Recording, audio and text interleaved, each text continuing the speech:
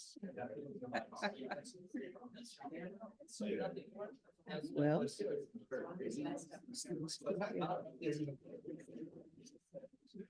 we'll go ahead and call this meeting to order. Good morning, good morning, good morning, and Happy New Year, everyone.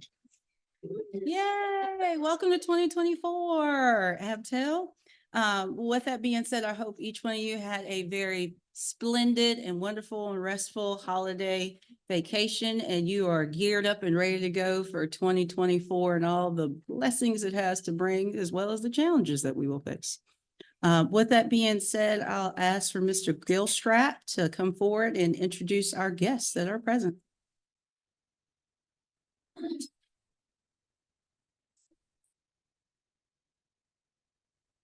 Good morning, everybody. Thank you. Let me give you just a little bit of, she didn't touch this, but we are having some technical issues this morning, and it's not here that we're having the technical issues. It's across the Commonwealth in the government agencies. And there is a big presentation going on at VAS right now, and they're having some of the same issues that we're having. I will say we are still recording this Zoom meeting, and we will post it to our website, hopefully later today. If not, it'll be tomorrow when I get back to the building. We'll post it along with some of the documents that are shared today will also be shared on the website. I did have a couple emails about the end of last week wanting to know about the agenda for this meeting, and I just want to remind everybody that when we share the agenda, we have to share it across all platforms. So that way we share the agenda is through our website. That way we're sharing it with the public at the same time you receive it. And that's one of our requirements, is that if the board receives information, the general public receives those as well. So if there's a question ever about, oh, I haven't got something that I think, please reach out to me, but also check the website, because it's probably already on the website if it's available to anybody. And that's another reason why we're going to go ahead and share all those documents later today or tomorrow so that they're available for the general public.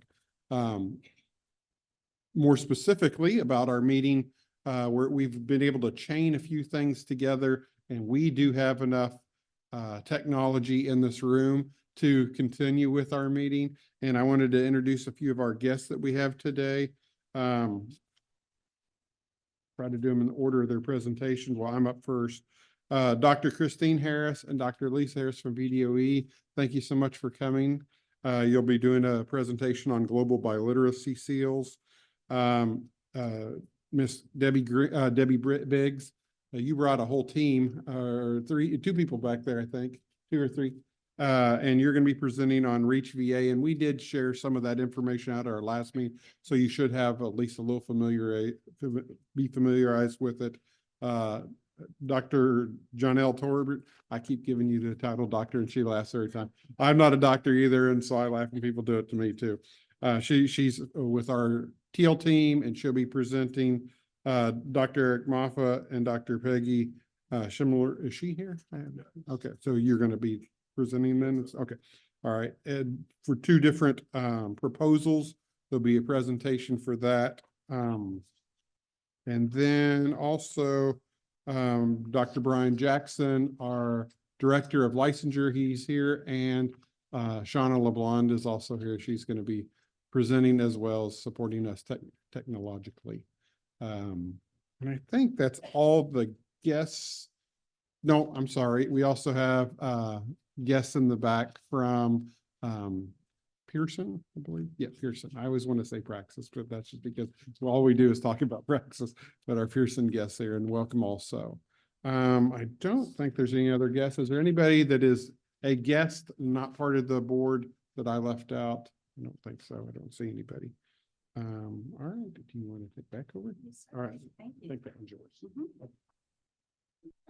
So next on our agenda is the approval of the agenda. This requires a motion and a second.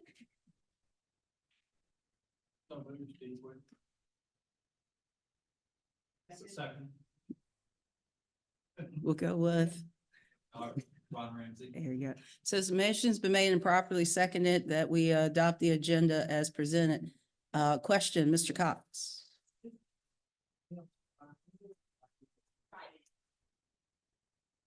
Okay. Any other question?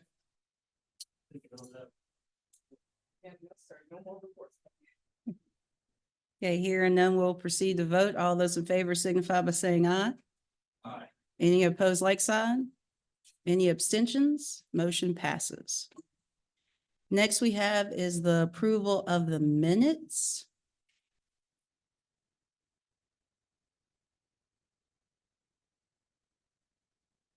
They're up here as the.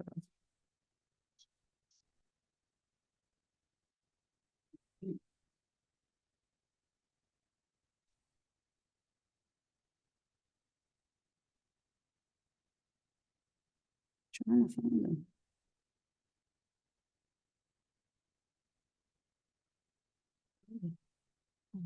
Show all.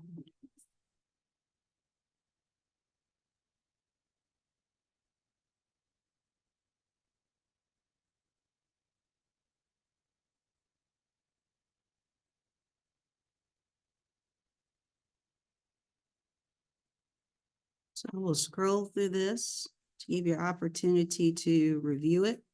This too requires a motion and a second.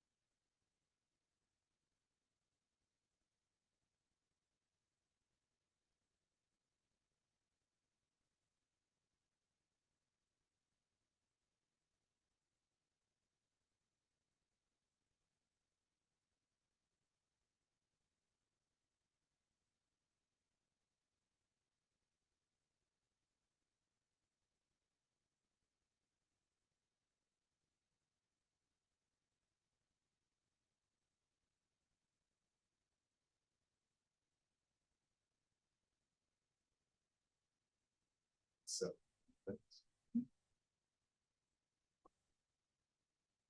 Motion's been made and properly seconded to accept the minutes as presented. Is there any discussion? Hearing none, we'll proceed to vote. All those in favor signify by saying aye. Any opposed? Like sign? Any abstention? Motion passes. And all I gotta do is hit X on this, correct? Fantastic. And now we're back to regular programming. So next we had public comment. You all should have received an email from Miss Alice Bryant outlining some public comment, one item. And that information was sent on Wednesday, December the 27th. If you have your electronic device and would like to pull that up, or if you have a copy of that, I'm going to go ahead and just read it for those that may not have been able to see it at this point. Dear Advisory Board, I wanted to take a moment to share my experience with the Praxis 5205 and hopes of there being some reevaluation concerning this test. I'm in my 4th year of teaching at a high school in the Commonwealth on a special education provisional license. The VDOE extended provisional licenses early this year for those that were nearing expiration. Prior to public school, I taught in the private sector for 6 years. In order to obtain the special education license, I was instructed to take 14 classes, the VCLA test, and the VRE. During my road to a permanent license, the requirement was changed from the VRE to the Praxis 5205. I successfully completed all of the courses through UVA-WISE and passed the VCLA with no trouble. Unfortunately, I am now on my 3rd attempt of the Praxis 5205 that I will take this Friday morning, December 29th. I have spent many hours in study and a decent amount of my money on the test and prep materials. On my last attempt, I scored a 156, which was 3 points from the 159 set by the VDOE. Hopefully, I will be able to pass on the 3rd attempt. If not, my provisional license will expire and my local division may not be able to offer me a contract for the next school year, all because of several points on a test. My suggestions for discussion as follows. A, is the Praxis 5205 needed or appropriate for a special education license? Candidates are required to demonstrate proficiency in a number of 300 to 400 level classes at an accredited college or university. They are required to take the VCLA test to demonstrate reading and writing skills. Surprisingly, no test is required that actually deals with special education like the Praxis 5354. B, would members of the advisory board review ETS grading and testing? When a person takes the Praxis 5205, it takes ETS a month to grade the 90 multiple choice question test that has 3 written response questions. When a person like myself fails, there's nothing to show you what you got right or wrong. The sentiment is simply, quote, too bad for you. Give us another $156 and take it again, end quote.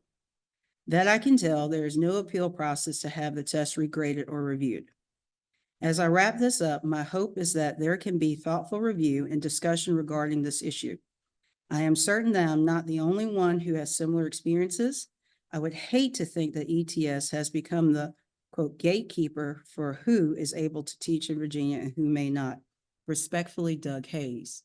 Please note this will be posted on our VDOE website in full. Any questions at this time?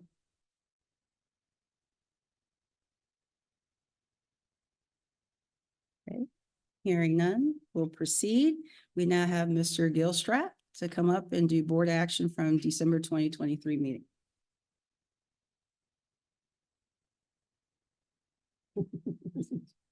But it was.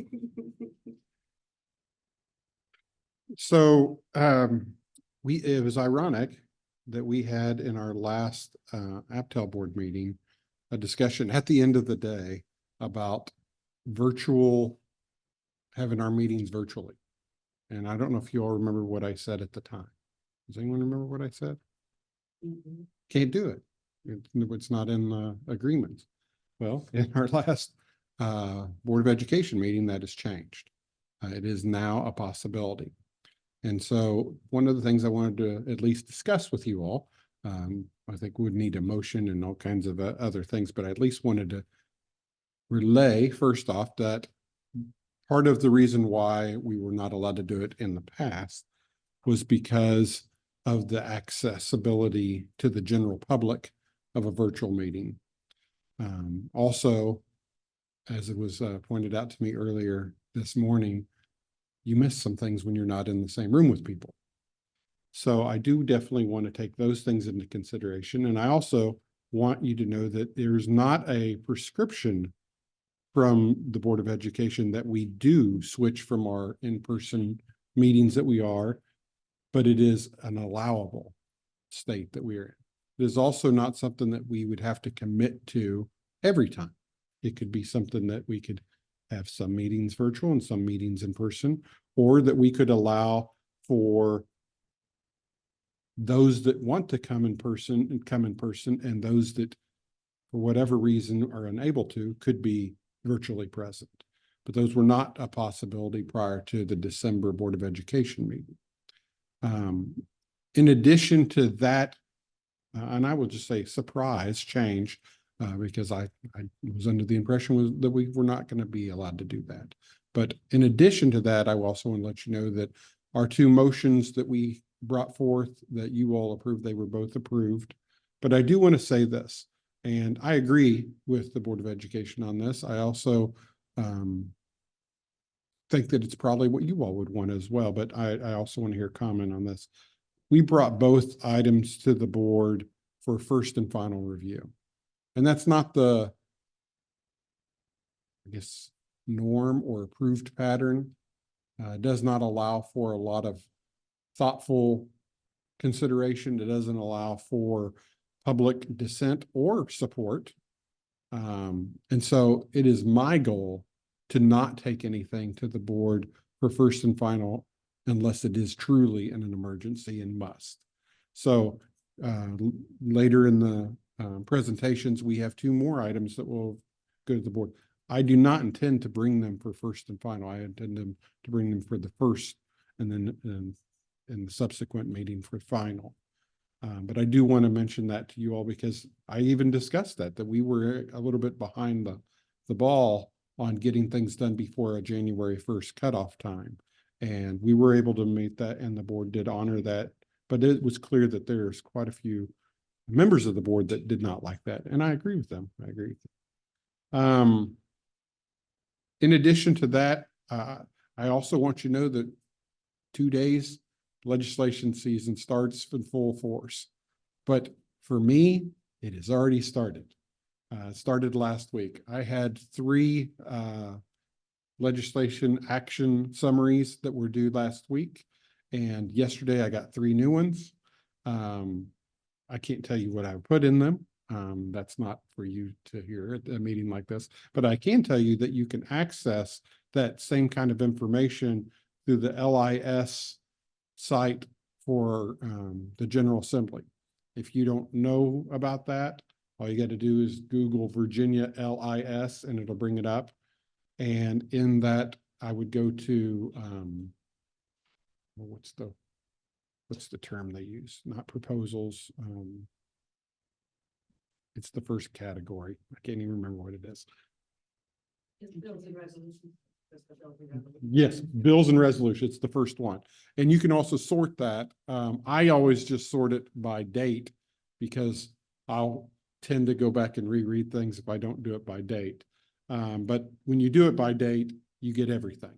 You get things that have nothing to do with the Department of Education. And so they do have subtitles, and so you can kind of scan through that. But just, I wrote a couple of things down. The ones for last week, just so you can know the things that our legislators are interested in possibly moving forward. There was an audit for EPPs for the science of reading that would go every 2 years. In the previous bill, it was 5, even though CAPE is every 7. So there's a little bit disconnect with that. But the proposal is that the science of reading be evaluated for EPPs every 2 years. I don't know how any of these will go. I just want you to know the topics. Then there's one that changes the national board certification stipend to $7,500. And that's another one that was introduced in prior years. And then there was one last week for a Virginia Teacher Residency Corps. That was also last year. And that identified 4 universities that would each receive basically a 25 full ride teacher scholarships per year. So that'd be 100 new teacher scholarships per year if you combine all 4 together through 4 universities. That one was introduced in the previous year. The new ones, the ones from this weekend, without getting too deep into those, one of them is the very topic we will be discussing in just a little bit about giving deans of colleges the option to waive the VCLA.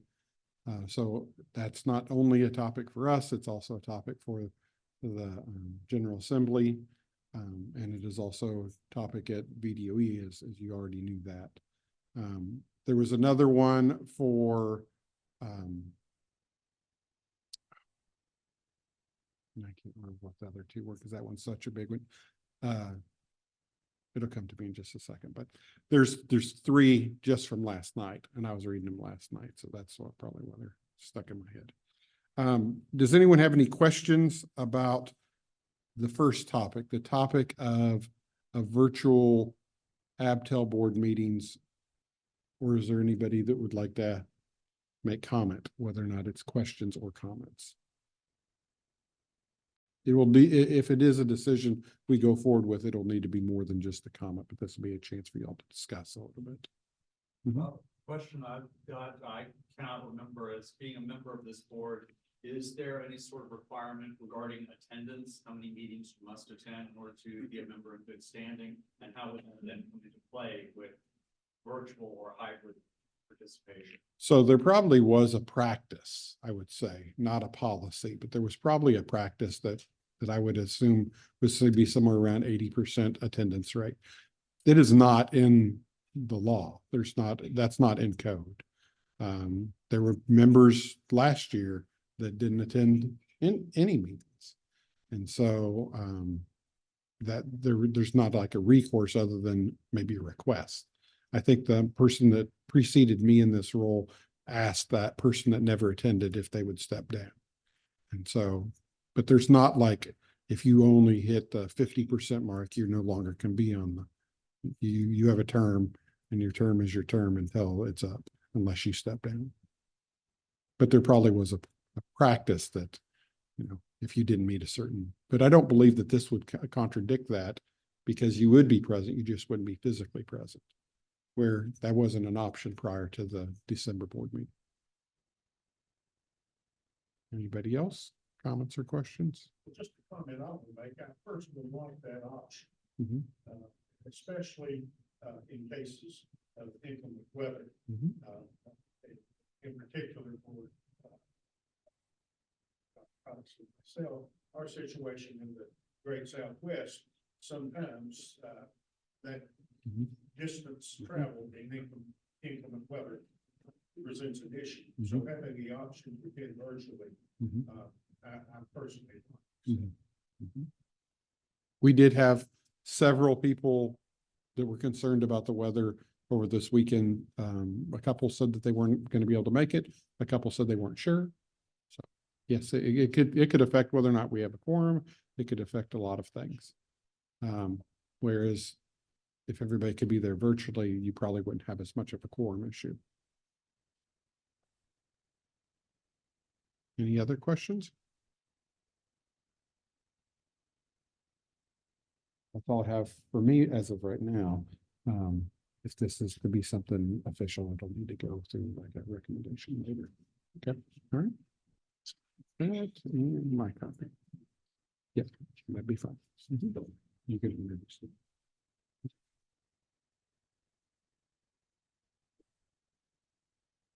Thank you, Mr. Gilstrap.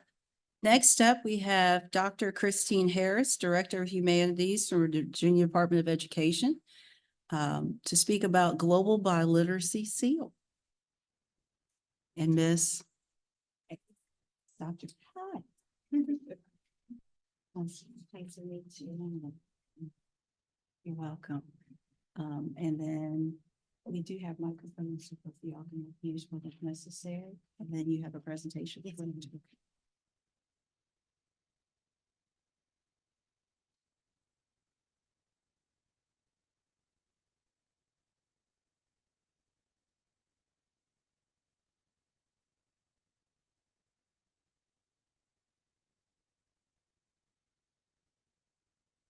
There you go, ladies.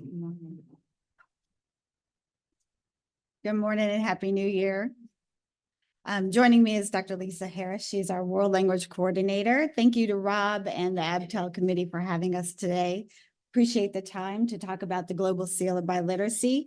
In looking up the makeup of the advisory board, we noticed that many of you already know the importance of world language in your roles and responsibilities in supporting teachers, CTE programs, in your work. And I'm sure many of you have taken a world language course. I won't put you to the test of speaking any world languages right now. But with that in mind, you know how world languages impact our students and in their work-based learning, whether it's going into the world of college careers, into the workforce, whether it's going into the field of cybersecurity or into teaching or any of the fields that are available. World languages does play a role in their future. It's changed over the last decade. In the adoption of the most recent standards in 2020, we shifted to a proficiency model. It's not the way that I learned world languages, not on a stone temple, but a tablet, but moving from just learning the congregation of verbs and so forth to really a proficiency model of application and using that language. And so with that in mind, exploring the global seal of biliteracy brings in that proficiency piece in the recruitment and the bringing in of teachers with these skills. And so Lisa and I have talked to another state that has done this work and bringing Virginia to the forefront of this work as well. So we're going to take you through a presentation and some thoughts for this committee to consider, and then we'll answer some questions that you might have. So I'm going to turn it over to Lisa. Thank you, and good morning, everyone. And thank you so much for allowing us to come and share some information with you on the Global Seal of Biliteracy. I know you all have been talking a lot about assessments and about the role assessments play, not just in the classroom, but in getting teachers into the classroom. And so the presentation that we want to share with you today, we hope will bring another pathway for you to consider in bringing teachers into the classroom that will still maintain that high quality that we're looking for, but hopefully reduce some barriers, or at least provide another pathway to get through some barriers that candidates have to receive their licensure and endorsement. So we're going to start off by talking a little bit about what the Global Seal of Biliteracy is. Back in 2015, Virginia adopted a student state seal of biliteracy, and we were among the first states in the nation to adopt that, and were recognized by the U.S. Department of Education, the Secretary of Education, for being one of the early adopters. We now have a chance to be among the early adopters for using the Global Seal of Biliteracy to assist candidates for licensure to demonstrate their qualifications. So the Global Seal has built on that state seal of biliteracy movement by providing a pathway for people to have their language evaluated and a credential issued that they can then provide to employers or potential employers to document their level of language ability. The Global Seal is an internationally recognized credential, and it documents the attainment of high levels of language proficiency in more than one language, in multiple languages, sometimes 3 and 4 languages. There is no limit to the number of languages that a credential can be issued for. And beyond the language ability, it also documents the candidate's skills and cultural understandings that go along with learning a language. The Global Seal does not test just the written part of a language. It provides a high level of accuracy in assessing the candidate's ability to communicate in a language, both orally and in writing, and also demonstrating their cultural competence, as I mentioned earlier. When a credential is issued, it is issued in one of 3 levels of proficiency, starting with functional fluency, which is probably close to the area where our state seal of biliteracy lives, toward that intermediate language ability.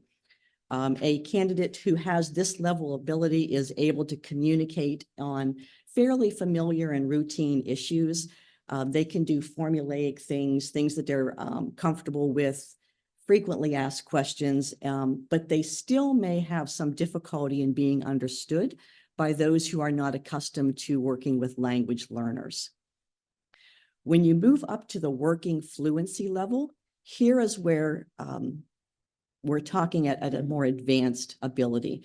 We can go beyond the routine and communicate in both routine and unfamiliar situations in formal and informal settings, adjusting our responses as needed to respond to a conflict that may occur or for an unexpected situation that might come up.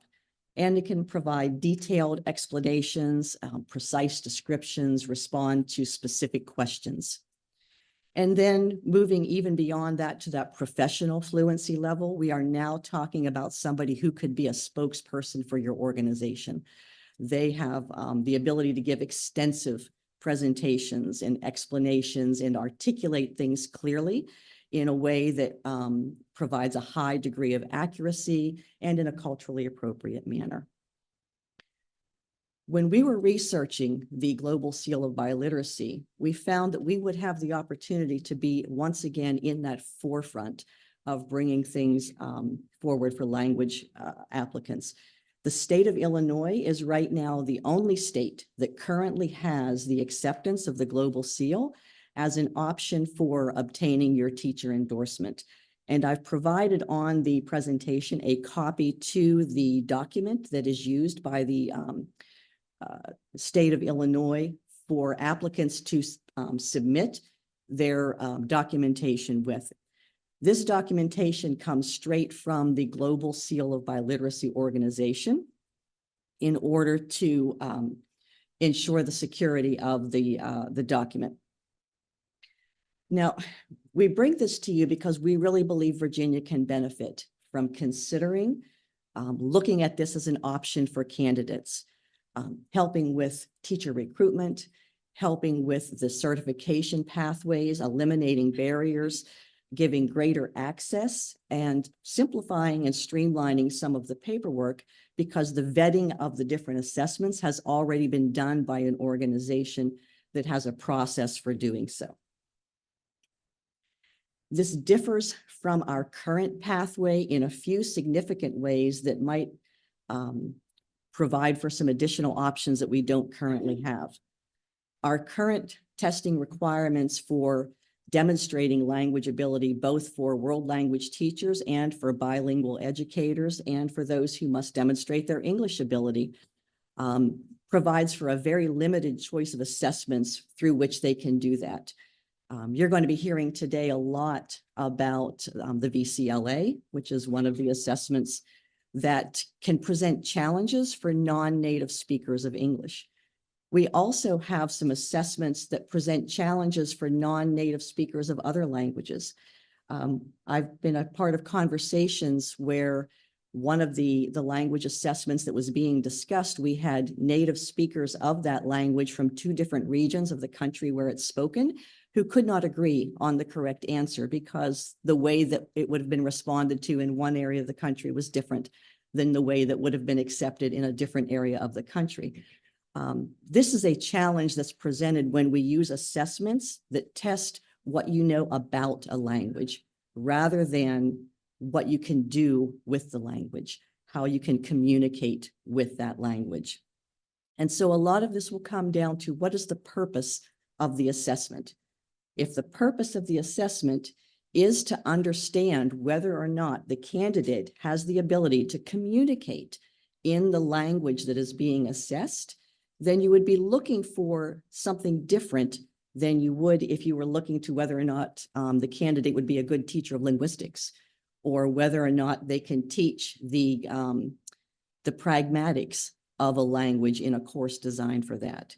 And so for those candidates for licensure, where they are going to be teaching how to communicate in a language, or whether you want to know whether they can communicate effectively in that language, we propose looking at the Global Seal of Biliteracy as an option to bring a universal standard into practice. that would provide a serial numbered and secure documentation of the candidate's ability to communicate in the language. Once you decide on what that level of fluency is that would be required in order to be an acceptable level from that candidate.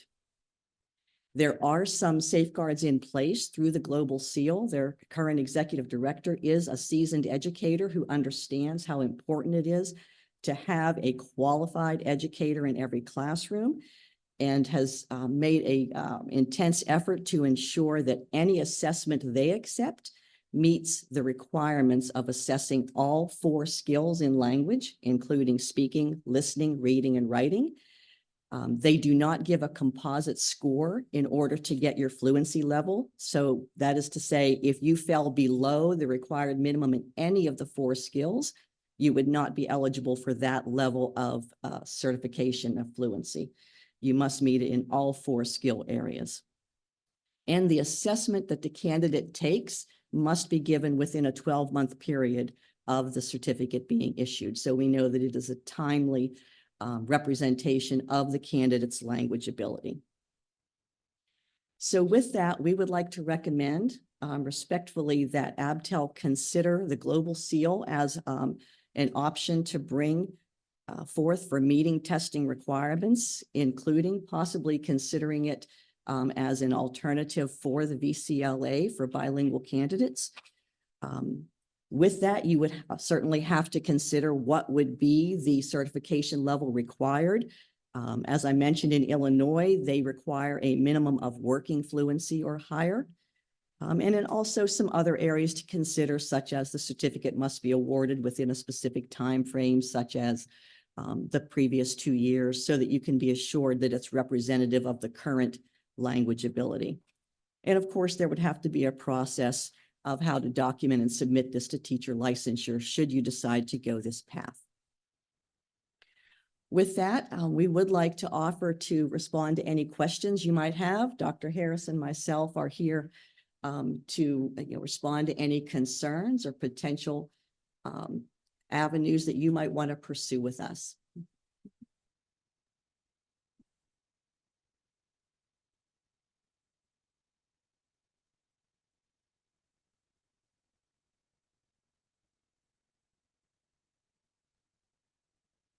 So thank you all. Thank you for the presentation. And this sounds wonderful, especially it's more of a global or a statewide, or excuse me, a countrywide sort of a thing than just a state certification. But now, would this replace, or what you're thinking about is that this would replace the VCLA or the praxis tests?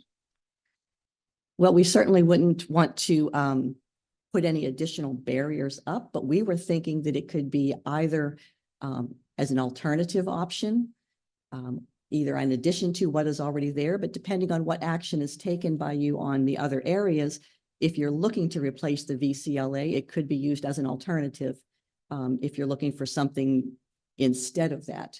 But even if you don't replace the VCLA, I think it could be considered as an additional pathway to provide. And do you know what the cost is? So the cost really depends on which assessment the candidate chooses.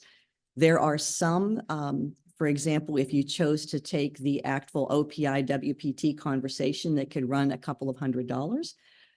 There are others that are more cost effective. There's one that we currently use in Virginia for our candidates for the governor's World Language Academies, and the cost is $15 for our state contract for that assessment. So for individuals, it could range tremendously depending on which of the listed assessments they choose. Some of our international candidates already take assessments in their country of origin that are offered through their ministries of education. And so if they provided those credentials, once they were evaluated, then there would be no additional cost for them, because the Global Seal does not charge to award the certificate. The only charge associated is in taking the assessment that is needed in order to document the language ability. So how is the Global Seal assessment different than the praxis? I'm thinking about, so right now we have Spanish, French, and German, are our three praxis assessments for foreign languages. So if somebody were to take the global seal in Spanish, how does that compare to the praxis? So if I'm awarded a global seal, it tells me that I can communicate in that language and at what level. When I take an individual assessment, such as the praxis, it tells me more what I know about the language, how I can answer questions. So if I want to know whether a direct object needs to agree in gender and number with a preceding object pronoun, I can do that very well on tests like the praxis. If I want to answer, specific cultural element questions, I do that very well on a test like the praxis. The assessments that are used for the global seal are more global. They have a speaking, listening, reading, and writing section, as well as the embedded cultural questions, cultural issues that are with the questions rather than discrete elements. So it's really, the praxis would probably not be accepted for a global seal because it does not test all of the required elements. So you wouldn't need both Well, you wouldn't. necessarily. For the global seal, you'd be getting more information than what you get with an individual test like the praxis test. Mhm. And did I answer the question that you had with that? So it sounds to me, and I may have this off, but it sounds to me as though that the praxis is more of a translation where global seal may be a bit more on the proficiency and fluency, and that we would probably want to measure proficiency and fluency more so than just translation. But then again, I need to double check and see what the praxis is actually measuring. But if I understand that correctly. Yeah, you are absolutely right. And Yeah. any assessment provider can submit their assessment to the Global Seal organization for evaluation. And they would then determine if it meets the criteria for being aligned to one of their proficiency levels. So if the ETS were to submit the praxis to the Global Seal would then tell them whether or not they had gaps in their assessment that were not being assessed. And they could then decide either not to pursue it or to make changes to their own assessment in order to meet the criteria. Yeah, I guess my last question is more of licensing side, is that if we were to change to accept something like Global Seal, then once somebody is awarded a license, then they would still be able to transfer that license to other states. Would this have any bearing on whether or not it was acceptable for another state?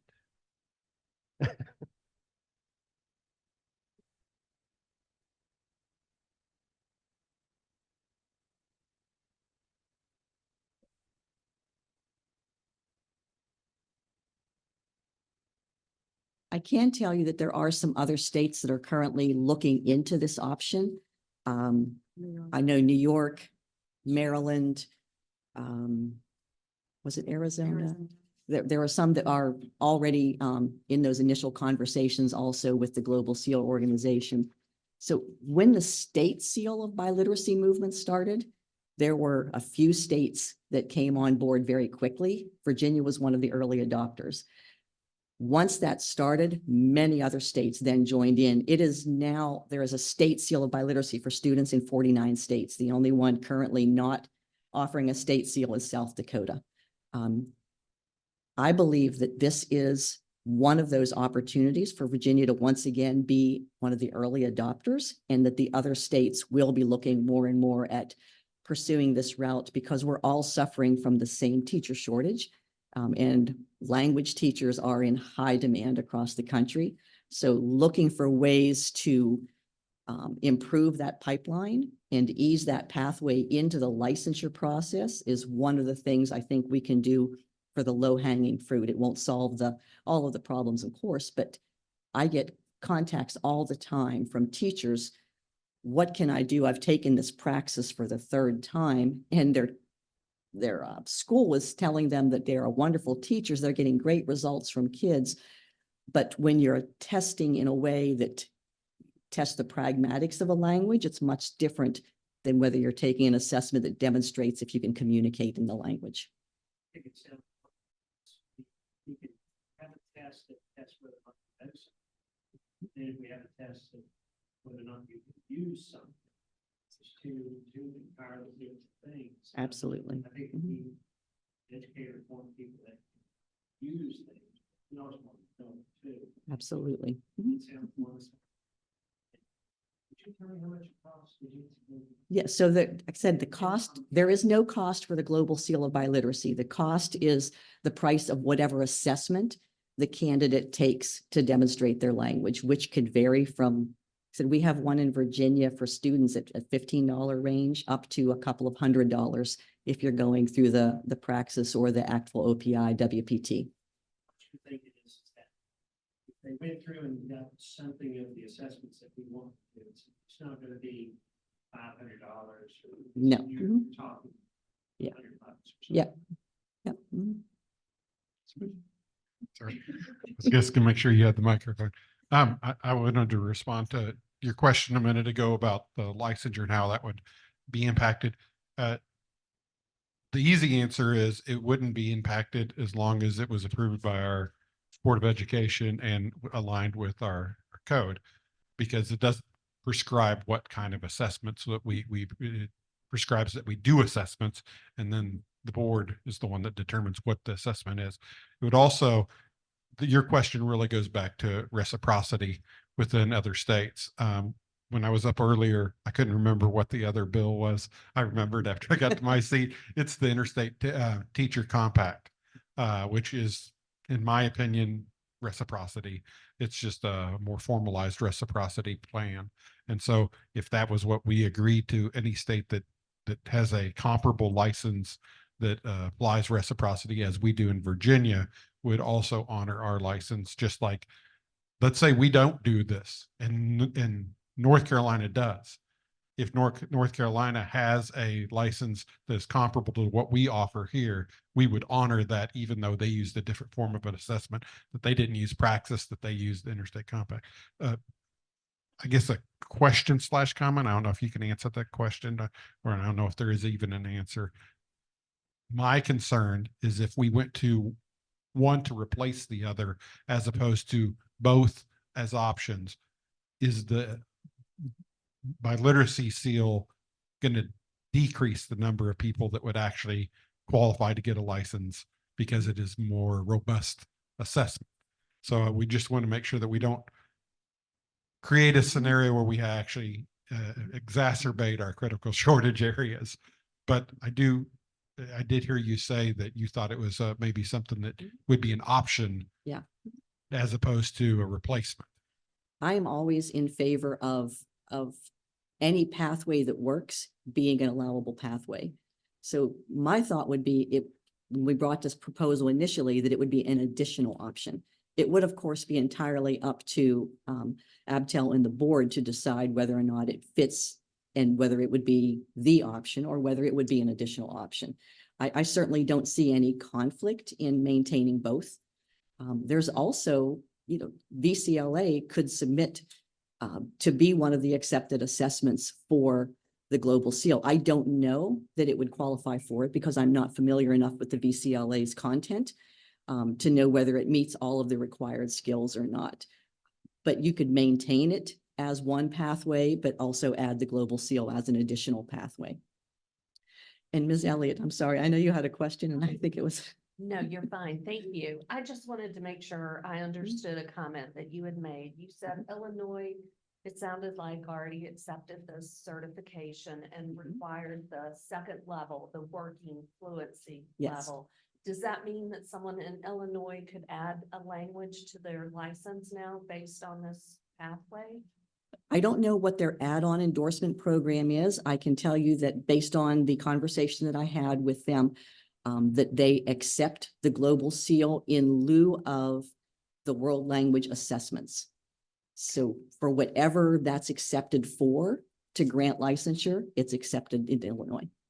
Good deal. Thank you. Yes.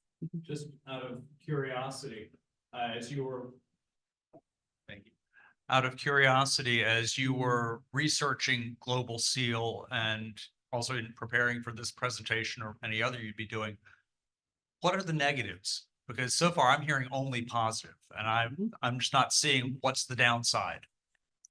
So with any new process, there would have to be a way to communicate out this option to the field to let them know that it's there. And also to get them comfortable with how to apply for the Global Seal.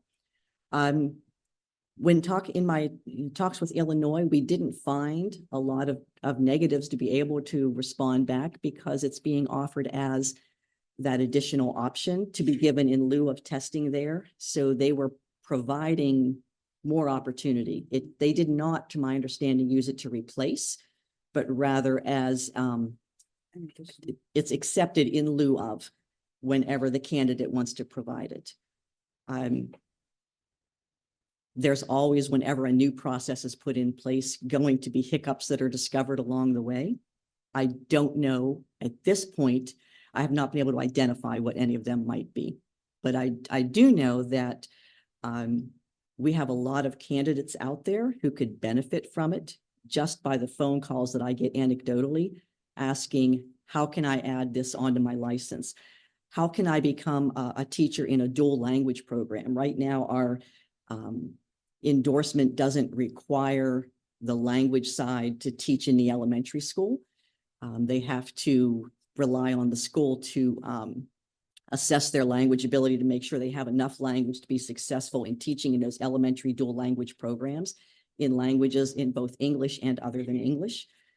And so having that Global Seal is also a way that teachers can provide evidence of that ability for teaching in a dual language program. So there's positives that come with it. I'm not sure I can give you the drawbacks right now until we got into a process of implementation.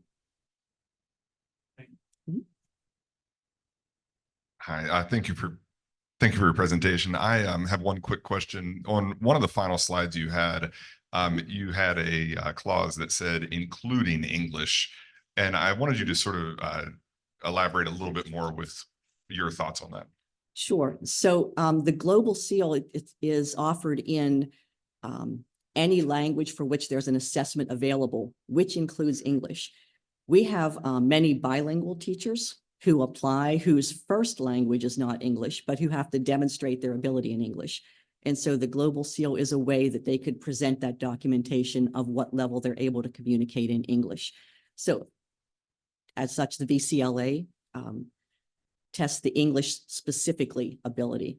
There are other assessments that could be used to demonstrate the ability to communicate in English at the level needed for being a classroom teacher that are accepted by the Global Seal. So that bullet was put in there just to show that English is a language for which assessments are available and that a certificate could be awarded. It's not just the languages other than English. Thank you.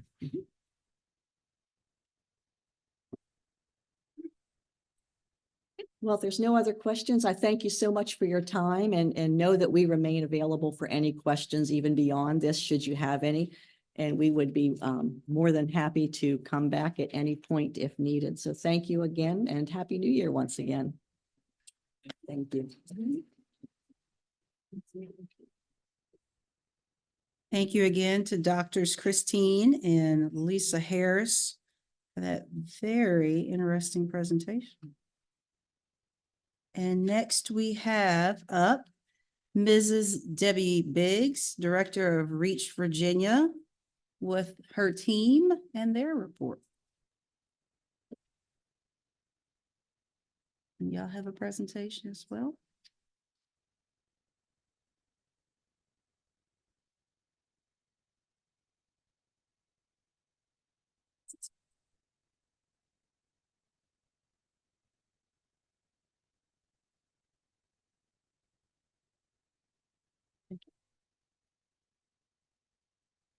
Here we go.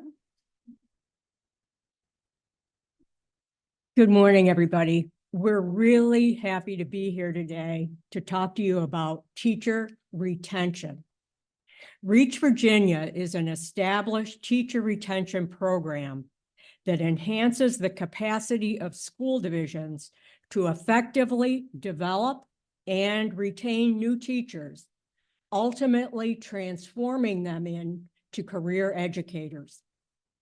My name is Meg Carnes. I've devoted my career to teaching and supporting K-12 education. I'm also one of the founders of Reach Virginia. Joining me are Debbie Biggs, who has also spent her career in education across multiple roles and organizations. Debbie is a former Reach Virginia Mentor Program lead from Clark County and is now a co-director of Reach Virginia. Also joining us is Annie Dipert, another career educator, who now serves as the Mentor Program leader from Fairfax County and who is a member of the Reach Virginia Advisory Board. So I'm going to turn things over to Debbie and you'll learn more about our program. Thank you. Thanks, Meg. Good morning, everyone. We'd like to just start by, we know we're preaching to the choir here for the first couple slides, but to kind of focus and kind of review some of the data that's out there about new teacher retention. And this is some data that was released by the JLARC study last year. And as you know, there's been a significant decline in people entering the profession as shown by the gap on these charts here. The pandemic only exacerbated that issue as well, and teachers are retiring or leaving the profession in unprecedented numbers. Navigating the challenges of the shortage is one of the toughest responsibilities that school leaders face, and we have no time to lose in turning this around. We know VDOE is working diligently to address the workforce challenges as evidenced by these goals.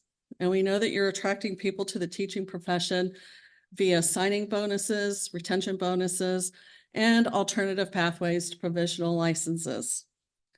VDOE gets them to the door, and we're grateful for that. Reach Virginia focuses on what happens after they're in the door because we know that developing and retaining high-quality teachers are important for our students. As this map shows, the suitability of teachers, of the teacher workforce is also declining. The darker the color, the greater the decline in school division self-reporting teacher suitability. That means mentoring and support programs are more critical than ever. And that's why we're here today. Our purpose is to reverse the high rate of teacher attrition by ensuring new teachers are successful in their classrooms. We're a made in Virginia solution that provides an innovative and cost-effective way to address shortages and improve student outcomes. We've built a consortium with school division mentor program leaders, a position outlined in the VDOE guidelines for mentor teacher programs. Many who fill this role wear multiple hats within their divisions, and their time is stretched. So we support them in the work as they design and implement new teacher mentoring programs within their school divisions. This work enables school divisions to implement the mentoring guidelines in a transformative way that makes a difference. Reach Virginia thinks differently about mentoring and support. We shift the narrative from critical shortages to long-term retention. When people feel supported, competent, and that they belong, they stay.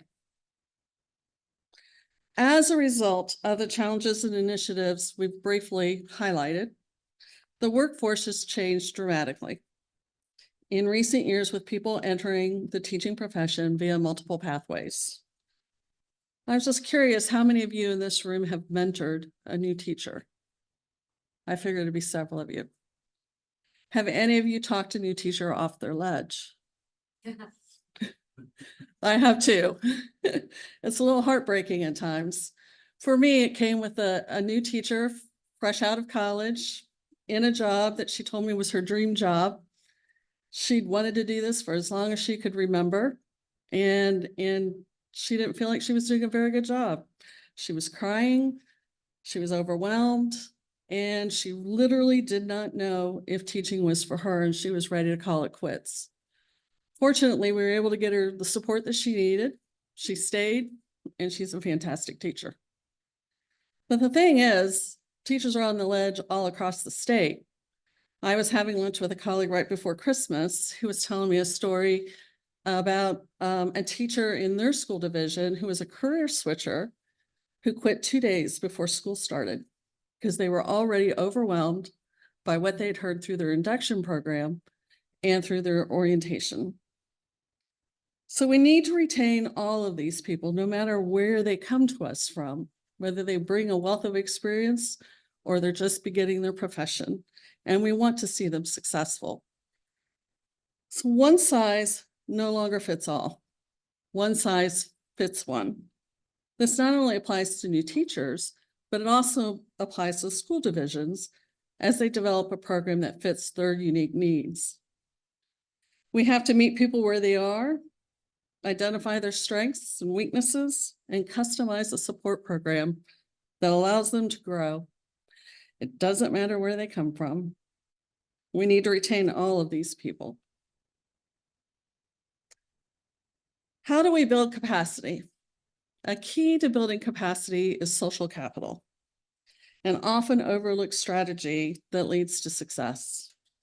The central proposition of social capital is that relationships matter and that networks are a valuable asset.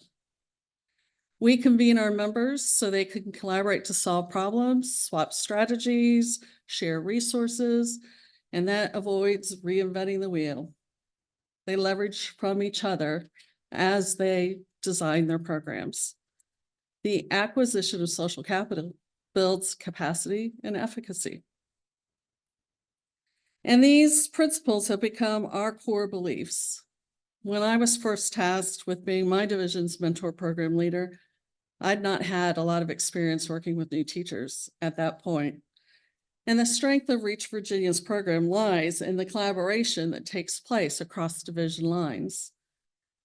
I reached out and asked people for agendas. What do you do with your new teachers when they walk in the door? What does your induction program look like? What does your professional development program look like?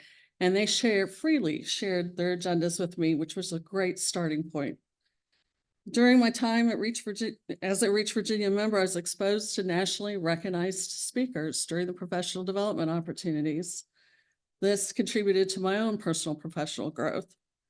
And then I was able to apply those components back to my school division in areas that we needed work in. How many times do we tell kids there are no bad questions? I don't think we hear that as much as we should as adults. And in Reach Virginia, no one judged my questions, didn't matter what they were. Only solutions were offered. We have the unique ability to build trust. As an external partner with school divisions, we are there to support them and help them achieve success.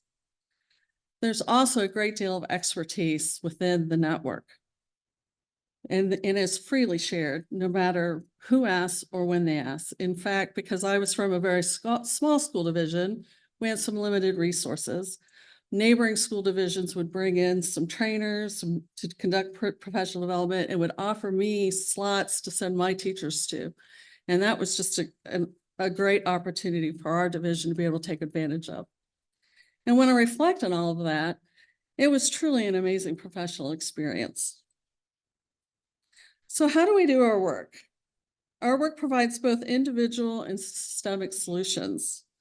We work with mentor program leaders to develop the key components of retention, which we refer to as the ABCs: autonomy, belonging, and competence.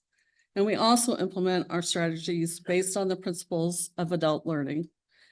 And we do that by providing professional development conferences for our members, where we bring in nationally recognized speakers. We have an interactive website where people can access resources. We have a discussion board where people can pose questions. We also offer all of our members an annual evaluation report that is confidential to their school division. We survey their mentors and we survey their mentees, and they get that report and can immediately see where their gaps are and where their areas of improvement are. We have a monthly newsletter that goes out that showcases other resources, additional resources, and provides a way to stay in touch with everyone. We also have informal reach outs, which are, it's kind of like an unconference, if you've ever been to an unconference, where people kind of bring their challenges to the table, and it's a venue and an avenue for them to discuss those challenges together and brainstorm solutions. We also have 9 university partners that we work with, and they are part of our consortium, and we help to bridge the gap between pre-service and in-service with our university partners. So what does all of this mean to our members? We have a quote on the slide from one of our members from Williamsburg, James City County Schools. She's a brand new member, attended her first conference last February, and this was some of the feedback that we got from her following that experience. But we also have Amy Dybert here from Fairfax County, who's going to share a little bit of her experience as being a member of this consortium. All right, thanks, Debbie, and good morning again. So as Debbie mentioned, or I guess Meg mentioned, I also am a career professional, having been an educator for more years than I think I would care to say publicly. But I also am very proud to say I'm a 3rd generation public school educator. My daughter, daughter-in-law, and niece are 4th generation public school educators. So it's safe to say there's a commitment that comes with being a member of my family and a public school educator. So I've been with the Reach Advisory for 7 years. And during that time, we really have come to understand what it takes to support a new teacher. At the beginning of our journey with Reach Virginia, we really calibrated around like the Ellen Moore work, if you all are familiar with the roller coaster and the stages of new teacher development, right? We can predict the excitement and the disillusionment that came with that. So that was my experience when I was an educator. It was my children's experience when they became educators. What we now understand is that the predictability that we not only sought and planned for has been completely redefined with this hiring landscape. The new teacher we see today is not monolithic. It's hard for us to predict exactly what each one will need. They're coming to us with maybe some formal educator prep. More often than not, there is not formal educator prep. So how do we redesign these programs to meet the unique needs of every new teacher that's walking through the door that you all, through your policies and practices with licensure, have made available? So we think about these mentor programs, and as a Reach Virginia network, we come together to solve for and think about the innovations that are necessary. As a member of this network, I entered into it 7 years thinking, well, we're Fairfax. We're the biggest. I'm sure that I have much to share. That's not the case. We face the same challenges as the smallest school divisions. Debbie and Clark, one of my other colleagues in Frederick, who are working this work alone. I have as much to learn from them as they might learn from us. So the professional development allows us to calibrate together in a very solution-focused way to solve the greatest challenges that we're facing in the profession and welcoming in these new teachers. My hunch is that I'm not telling you anything that you really didn't already know about the challenges that we're facing. But the network that is offered and the expansion of this network over the last few years has allowed us to really think differently, to impact the retention, and to think about what it means to be a career professional so that we can kind of have the next generation contribute to the legacy of excellence in education in the state of Virginia. More about impact, I think, is coming from Debbie. Thanks, Anna. Sure. So as Meg mentioned, we're a cost-effective, high-yielding investment with the potential to deeply impact the educational system and local economies. We have 10 years of longitudinal data that inform all of our program decisions. We are showing currently a 14% increase in new teacher retention across our members. And those members are reporting an 85% retention currently. And our membership continues to grow via word of mouth alone. To solve Virginia's teacher workforce crisis, we need a coordinated, systemic approach that includes all of these organizations working together.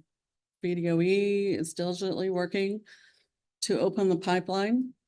We know universities are working on a number of initiatives as well. School divisions are tackling this from their end.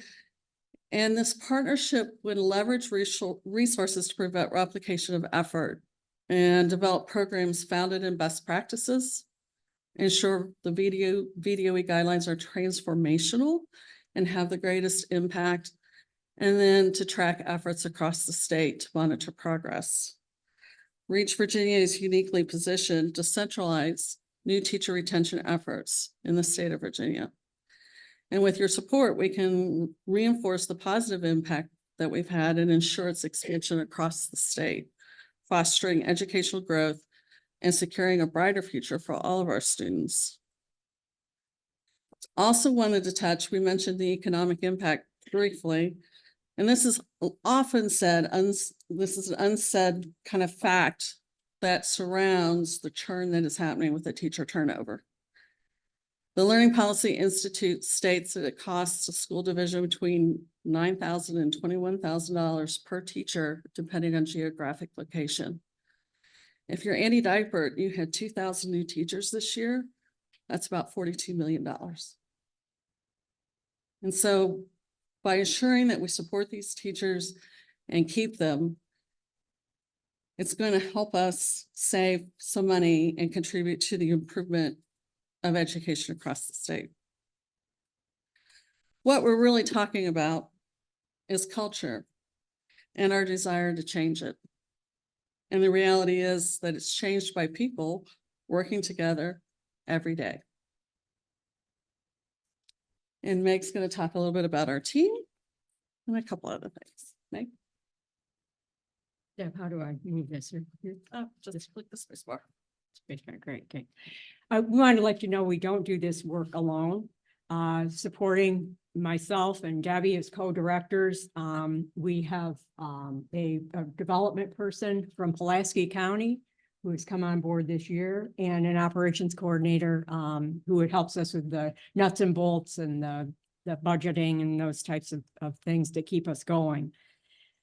On the bottom, you'll see our advisory board, who are just instrumental in keeping us on track. They're boots on the ground that keep our work real, responsive, developing programs that really will be able to be delivered within different school divisions. And their experience and insights to solutions are invaluable. So we want to close. We want to thank you again for the opportunity to provide this brief overview of the work that we have done and are doing. There's so much more we could say, and we welcome your questions. And our contact information we've included on the last slide, and open the floor to questions. Thank you.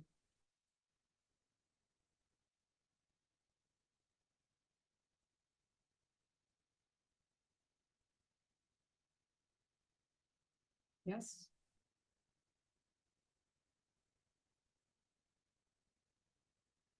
Well, you know how to reach us if something comes up later, if you have an I forgot. So please don't hesitate to drop us a note if you have a question later. And thanks again for the time to talk with you today. Appreciate it.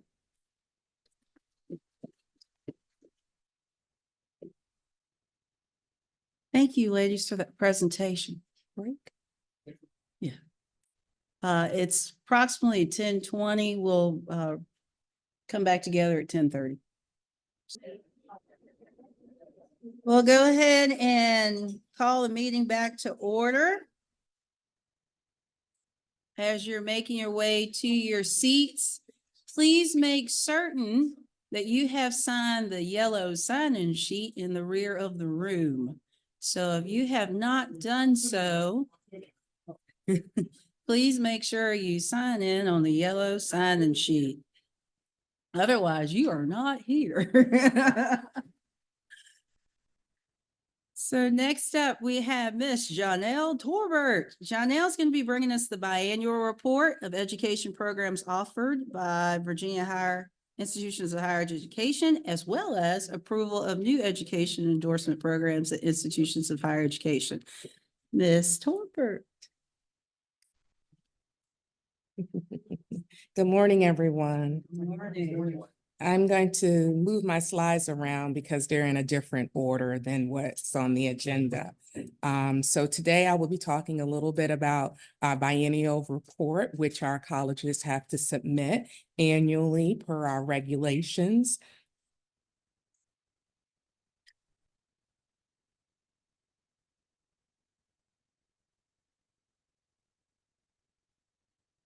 All education programs offered by Virginia higher institutions of higher education are required to adhere to the regulations governing the review and approval of education programs reported biannually or biannually. There are 7 standards that they have to report on.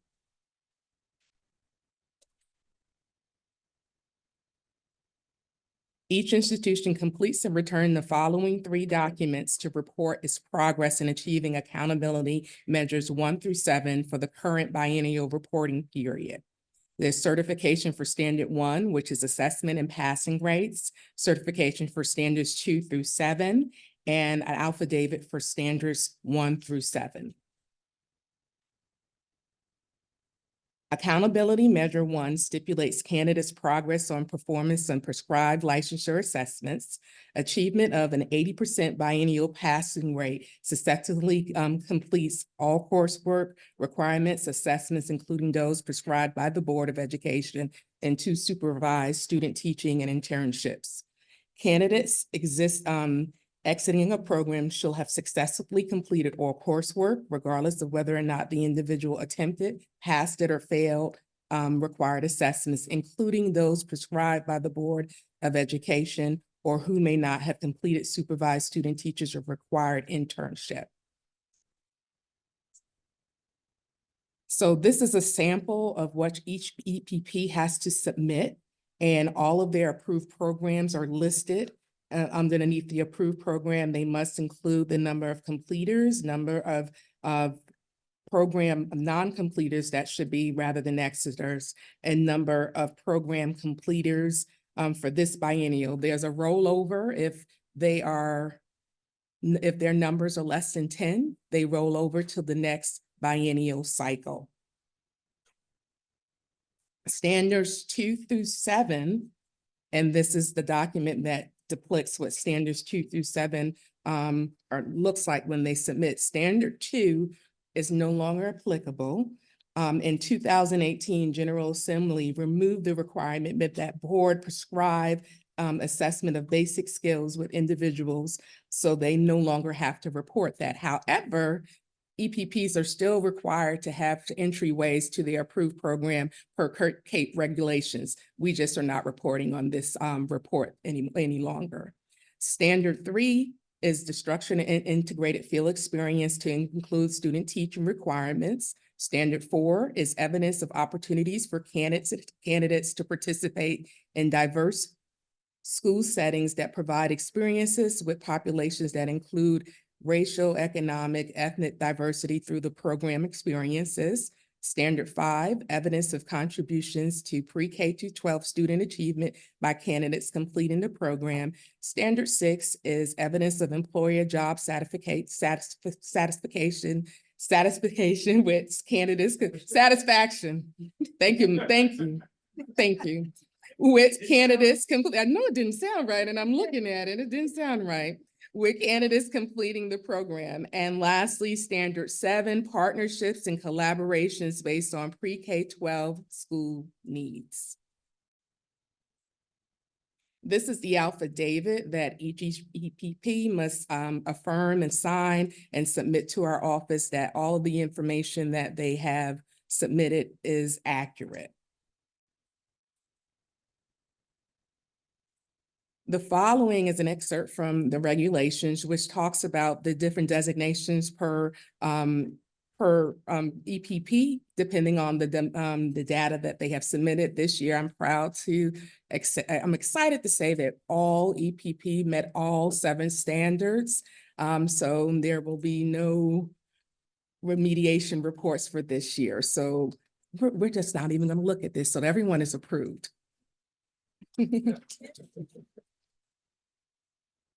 So then when we get to my next item on the agenda, I will go into more detail with the report. So now I'm going to transition into our new education endorsement programs. And the new education endorsement programs, and I've been up here several times and I talk about the new education endorsement programs, which you guys are familiar with, but just to give you a little background information on how this comes to be.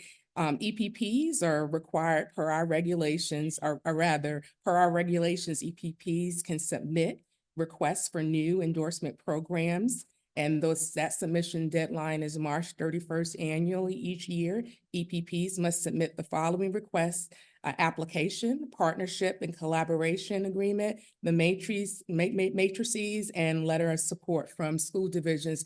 Kind of a rationale of why this endorsement area is needed and whether or not there are candidates that are interested in that particular endorsement. This is a sample of our partnership agreement that each EP must submit, and some have a lot, some have several pages of collaborations that they submit with their documentation. Today, the following institution, Randolph College, is who I will be presenting today, their programs that for approval by the board. Typically, we will try to have, since programs are submitted in March 31st during the summertime, our content specialists at the department will review those programs. And so ideally, September, October, that's when we will bring these programs to Abtel for approval.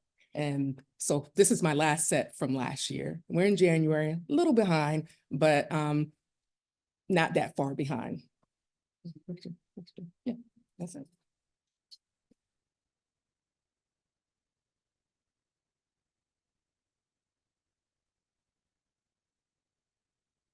Are there any questions? Okay, hearing none, we'll go ahead and move on with the next item on our agenda, which is actually Proposal 1 and Proposal 2 for the VCLA, featuring Dr. Eric Moffa.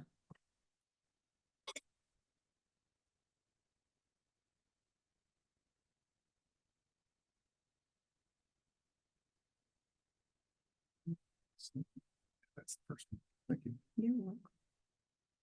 We'll bring up the second one. Okay.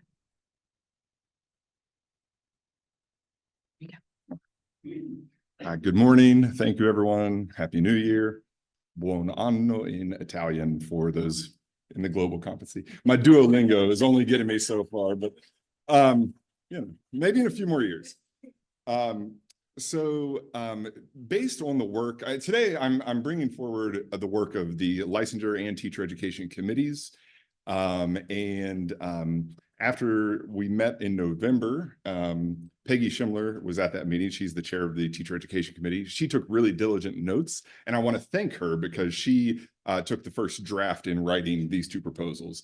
She's not with us today because of inclement weather. She was traveling from out of state, but I do want to thank Peggy a lot for that. So what I'm bringing forward today is a pretty concise rationale for what we are hoping to propose to the Board of Education. And the motions are listed for agenda items to come. But at this time, I'll give a concise overview and then we can, take questions, et cetera. I'm not going to read the full document to you that is here, but you'll see that the proposal is really rooted around the idea, of course, of a crisis with a teacher shortage here in Virginia.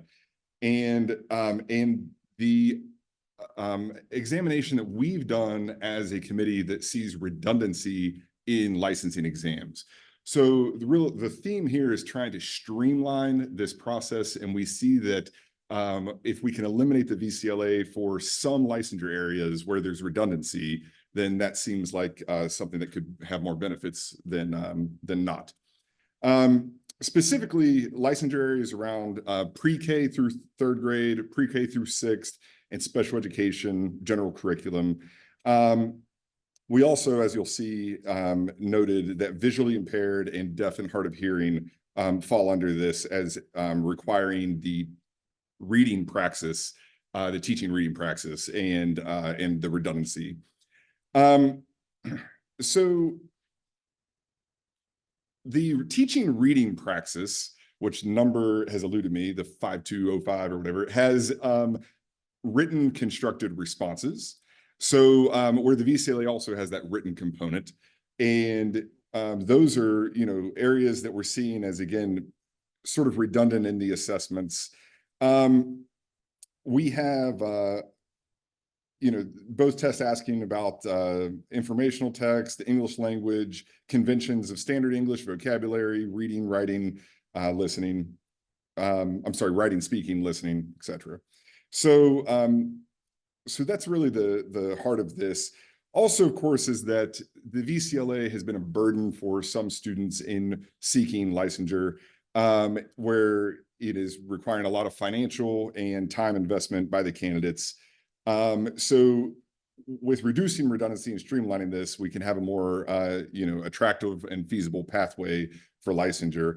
It also, of course, aligns with the findings from the JLARC report that was released earlier, or last year.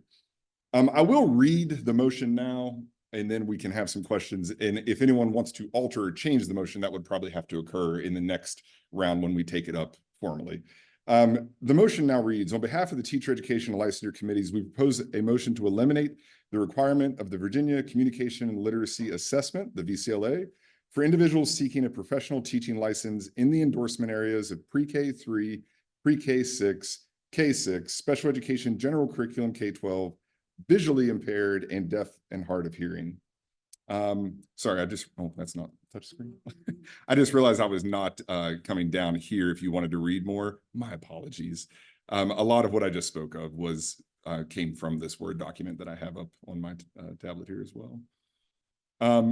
I'll leave this here for a moment. I will raise one question that the committee and Peggy and I had been discussing, which is whether English language arts should be included in this component. And I'll go ahead and inform you the English language arts praxis for both 6 through 8, the middle school, as well as 6 through 12, the middle and secondary, does not require written constructed responses, but it does ask in its multiple choice responses about many of the conventions of writing, structures of writing, vocabulary, and many other things. So there's some relationship, but it might not fall under that. So it would be, as of now, I believe the motion is written without the inclusion of those two areas, middle school English language arts or secondary secondary English language arts.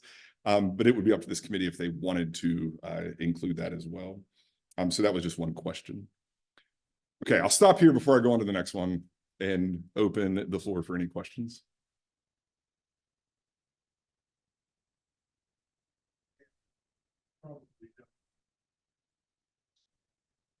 Thank you very much.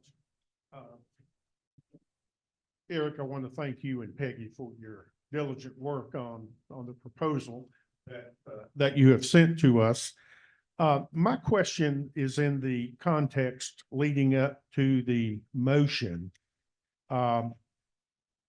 If you can scroll right there, right there, that section right there. As I read this, we're talking, the gist of the proposal is dealing with the VCLA, correct? Yes. Okay. So as I read this, additionally, the elimination of redundant assessments, including teaching reading praxis, leads me to believe that we think the teaching reading praxis is redundant. My question is, Should that read VCLA there instead of teaching reading praxis? I believe you are correct. I think that's a little misleading how it's written. So yes, I believe the idea here was we wanted it to convey that the redundancy is between the VCLA and the teaching reading praxis, but the way it's written would be that we're asking for the elimination of this and we are not. So that would need edited. If this Word document was to move forward to the board, I don't know the intent here if we're moving forward a motion or if we're moving forward all documentation we have. I'm not really sure how that might work. So So it depends on how everything is decided, but let's say that everybody enough to move this to the board, then it would be me making the presentation to the board. Might involve some support. But it would be also presenting this document as a board doc for them to review prior to that. Okay. Sultan, you might give us some guidance on the appropriate steps to do that also, since you would be the receiver on that end. Yeah, thank you, Rob. Ann Holton, Board of Ed member. I didn't meet everybody new because I missed the meetings in the fall, sorry. I would think, I mean, some of your recommendations are within your area of expertise that we don't know and understand, and we don't need as much on those. We're gonna approve your recommendations deferring to your expertise. I would say on something that I think potentially could be a real challenging question for the board, which this might be. I would strongly encourage you all to come make a presentation. And so, not a document, but a slide presentation documenting the redundancies or referring to if JLARC documented the redundancies. I don't remember how detailed the JLARC report was, or whether whether the committee considered something from staff or somebody, but anyway, documenting the redundancies and just walking us through both recommendations, because and I sometimes I feel like at the board, we know what you all recommend, but we don't understand all the diligent work and thought that you've put into our Abtel recommendations, and we don't understand the reasoning behind it. Absolutely, Rob is there to help translate, but I think more effective would be to have some combination of you and Peggy and or Madam Chairwoman Jessica come actually join Rob for the presentation. That's what I would recommend. yeah, thank you so much. Really appreciate that. On anything that, and Rob can help you assess anything that might not just be an easy slide through. I think you guys should come in person because they just have no idea how hard you all are working and all the background you've done. Okay, thank you so much. Am I on? Yep. Probably in addition to that, the justification, not just the hard work, but what are we trying to fix and how would this even fix it? Exactly. 'Cause- And why this fix works. And here, I think one of the crucial things is we're not actually eliminating anything. We're just eliminating redundancy. But to understand that in detail a little more, or the work you've done to reach that conclusion. Okay, thank you. Other questions about the first proposal?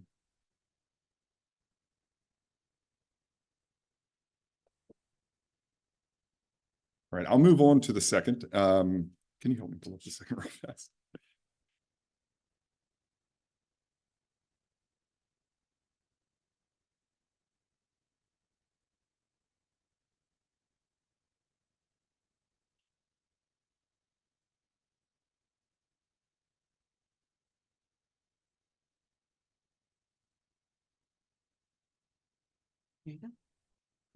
Thank you.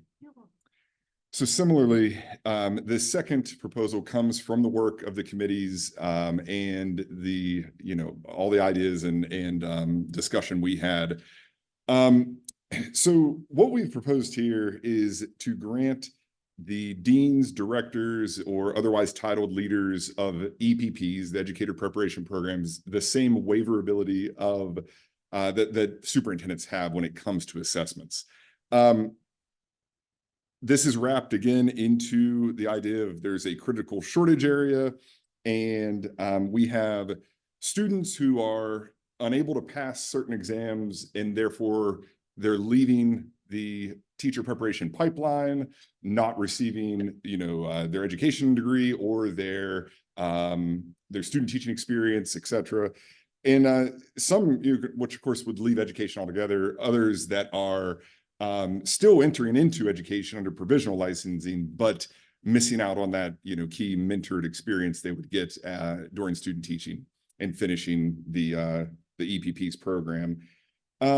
So with this, we realized the need would be in showing a robust criteria for granting such waivers. So we've put forward in this document some ideas for such thing, including that the students have attempted the licensure exams, that they have a GPA of at least 3.0, course performances in their pedagogy and licensure content courses of a B or higher, that they've had successful or even exemplary performances in their practical work, and that's documented, positive evaluations from supervising teachers, school administrators, and letters of recommendation from various stakeholders on this path. So you can see that this is not an easy waiver to get. This is someone who's truly an outstanding candidate, but is having trouble with passing an exam after attempting to do so. We know that candidates who come through college and university preparation programs are more likely to stay in the field of teaching. And knowing that retention is there, I really think that's a compelling piece to why we don't want to lose these students based strictly on the assessment failure. So the motion, as it is currently written, we also have here something from the Code of Virginia to show how this might fit into to the current code. But anyway, the Abtel motion here, on behalf of the teacher education and licensure committees, we propose a motion for deans, directors, or otherwise titled head administrators of state-approved education preparation programs, the ability concurrent with the existing ability of division superintendents to selectively grant assessment waivers to program candidates based on the criteria of attempting all required assessments and everything else I've just mentioned, with grade point average, course performance, practical performance, and letters of recommendation. Questions? I don't have a question. I have a comment. I was just going to point out when I mentioned earlier, if you do want to do research, House Bill 284, which was proposed this weekend, is the one that is basically this also proposal. I would say the House bill version is a lighter version than this because it doesn't go into the details of the requirements that we would say would need to be met. It leaves it more ambiguous in the bill. Not that that's the way it will remain, but that's the original proposal is like that. So if anybody wanted to later research, it's House Bill 284. Thank you. I've got it open on my phone. Just give me a second.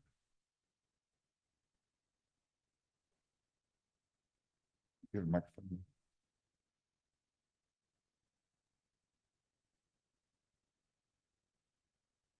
There it goes. The comparison, if you could move back to the motion language, the comparison to superintendent's authority, that's the superintendents have the authority with respect to provisional licensees. Is that what we're talking about? Yes, if they have and correct me if I'm wrong, those that work, but if there is a current teacher under provisional license Right. who cannot pass the exam, they can request a waiver, and that individual can still convert to a professional license, correct? Yeah. So, but it's part of the provisional license process. Mhm. So for what it's worth, I actually think that is more part of the justification rather than in the motion itself. So concurrent, the existing ability to division superintendent's ability is specifically within the provisional licensing process. And either to clarify that here or to just take out that clause, and that's more in the your justification is this is already happening on the provisional licensee side, and those folks are getting a lot less support. Sure. So for what it's worth, I would either consider taking that clause out altogether or clarifying that the existing ability of division superintendents with respect to provisional licensees. Just for, Rob, is that? Well, I think you probably got to be more specific. It's the conversion really from a provisional to a full. That's what this is helping with, the old one. So maybe the cleaner is to just Yeah, eliminate that clause, and you would, again, in your presentation, you would need to explain, yes. we're already doing this over here. That makes sense to me, that to clarify the motion and not to insert in here a real rationale, keep that separate. That makes sense to me. Of course, we can get to that in the next phase of this meeting, but yes. To answer your question also, it's Anthony and it's Thomas and Anthony on the bill. Yeah. Other bill. Another question or comment? Point of clarification, going back to Ann Holton's comment. If the EPP dean or director of the program is going to grant a waiver, then that teacher prep candidate for licensure would not necessarily be provisional, would he or she? So I think you're right. No, but this would be, I think, something we have discussed in the past is, again, if this waiver is to be granted, the idea here is that they could still graduate and receive their professional license. Yeah. Yes. Okay. Can I clarify? Because I think that's a great point that we need to clarify. So the way it is for school divisions right now, you would envision somebody on a provisional license working within a division, wanting to go ahead and convert that at the end of the 3 years over to a full license. And they keep failing the assessment, but they have all these other criteria that they've met.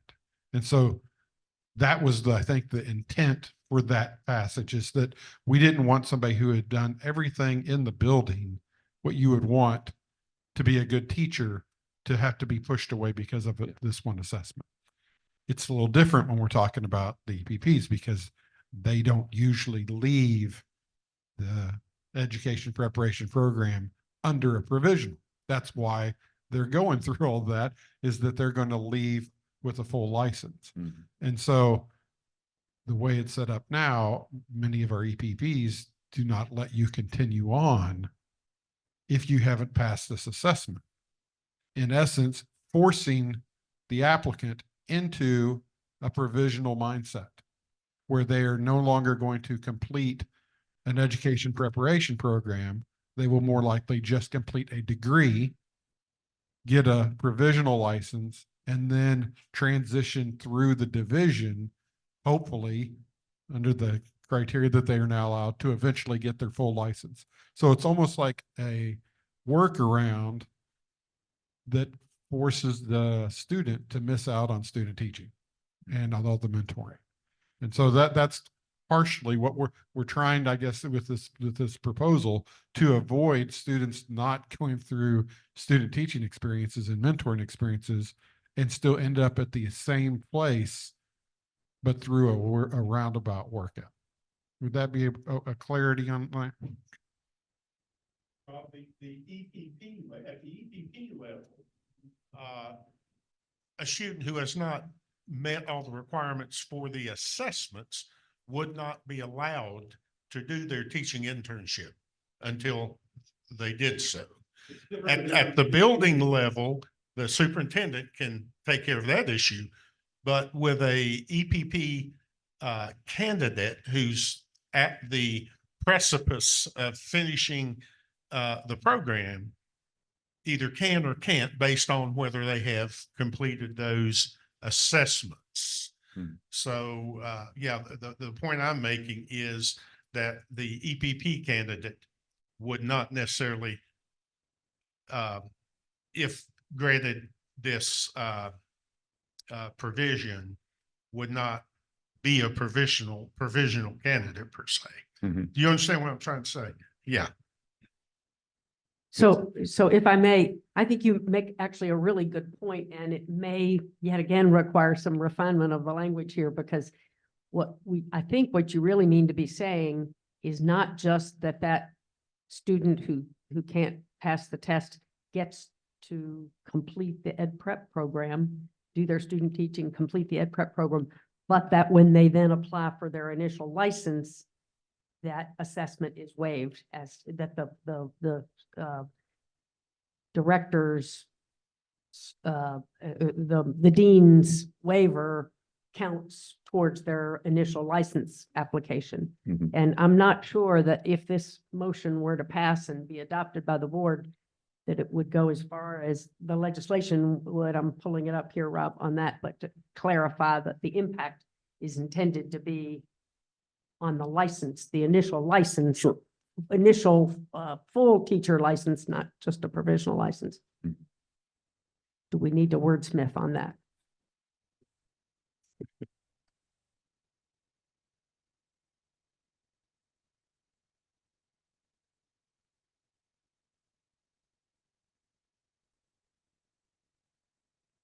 I think one of the clarifying points is a EPP does not have to prevent them from moving forward. It's a choice that they make. It's a rational choice because they don't want to end up on the biennial report with John L.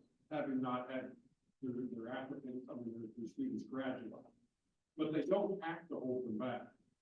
They could allow them to do their student teaching. That was the choice that they made at that level.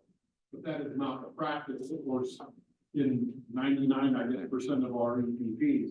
This would allow them to have more confidence going forward that that wasn't going to end in a graduated student. Right. And then this may be my ignorance, Rob, but then, okay, say the student doesn't pass the test, completes their student teaching, completes the EPP program, applies for their initial license. Is the board going to then say, well, wait a minute, you've now got to go back and pass the assessment? They don't pass this resolution, they would. But if this resolution as worded passes, then you think It has to be wordsmithed a little bit. if the license, is the licensing, is the initial licensing requirement, once you've completed an ed prep program, then you're eligible for a license. We don't go back to look at the underlying assessment. We do. Mhm. Okay. So, but when an ed prep program makes that recommendation, they are always recommending it with a past student. They don't recommend it with a student that's failed. But if they recommended it, if this, then we probably do need to wordsmith it just to make clear that the waiver lasts all the way through initial licensure. It actually really is only 4 months. That's what the waiver really is. It's a waiver for the initial teaching license of the students who meet these criteria.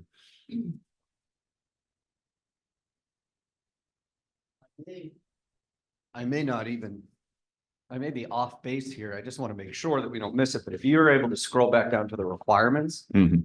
depending on the EPP's kind of alignment of their program and as in most cases, if they don't pass the assessment, that initial assessment, they're not going to be able to go on to complete some of those requirements. Are some of the requirements here things that would happen after that? Like some of that exposure that they would have in the classroom, getting recommendations from principals, things like that. I'm just wondering, and I may be wrong. I'm kind of hoping I am wrong, but is there a possibility that they get to the assessment point as part of their EPP program? They haven't experienced some of these things yet. And then when they're trying to apply for this waiver, they can't show the evidence because the student hasn't actually done some of that yet. Yeah, so I understand that in the process of their experiences through their teacher licensure pathway, they're going to have more experiences out in the schools. They're going to have more, maybe even more courses after an assessment failure. So yes, you're correct.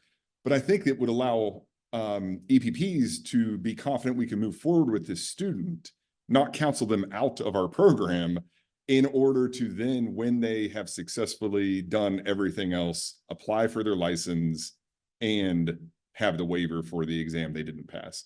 So all of these other pieces might come into play across that. But again, these are some of the details of, I don't know to what extent a proposal we put forward or a motion we put forward needs to detail everything versus what could be decided by the VDOE or others. I mean, I don't.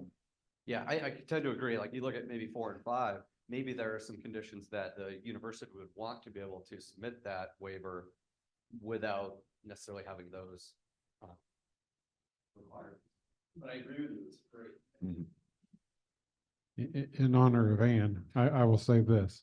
They're gonna want me to say, did Abtel approve this or not? And so if I say, yes, Abtel approved this, but what I really mean is Abtel approved a different version of this and I altered it and then took it to the board, I think would be dangerous for me to approach it that way. Okay. But a way around that is what they did with the House bill. With the House bill, they left it more generic, like certain criteria, using the term certain criteria instead of listing out all those criteria. I don't really want to do that. I would rather us have a agreed upon criteria before we took it to the Board of Education. But and again, as the motion is written currently, it does reference the 5 criteria that we've laid out. So, yeah, it's important consideration is whether we want to be vague and hope that things get moved forward in a certain way versus saying, it's important to us that these students have demonstrated all of the highest of their abilities, and keep them to that high standards. Any other questions? I assume that we're saving the actual discussion about how these might be altered for the next phase versus this presentation right now. sounds like this one's not ready to be voted on. So, I mean. Well, I guess as part of the voting process, when the agenda item comes up to vote, could someone make a motion to alter it? Then Absolutely. That's Absolutely. then thank you all for the presentation. Any more questions?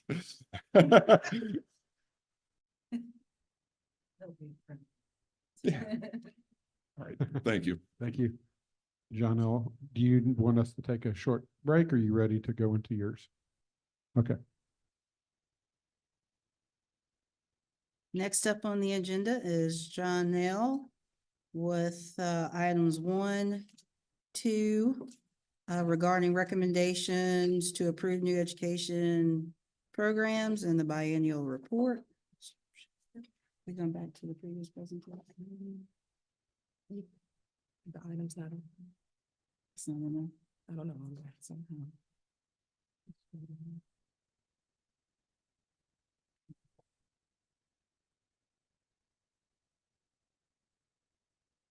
Go back, we can go back to my presentation for the first time. This one. Okay, that's something. This one. No, no. Oh, yeah. This one. I think. Yeah, that's fine. Okay.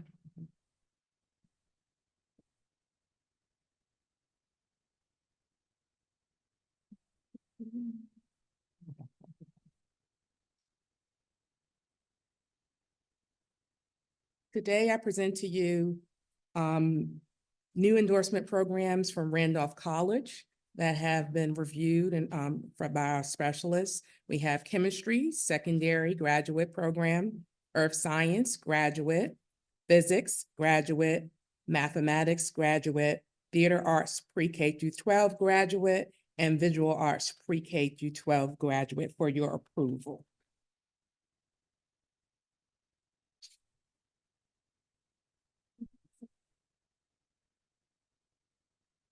So ladies and gentlemen, this does require a motion and a second to accept the new education endorsement program for Randolph College. Is there any discussion? Dr. Cox?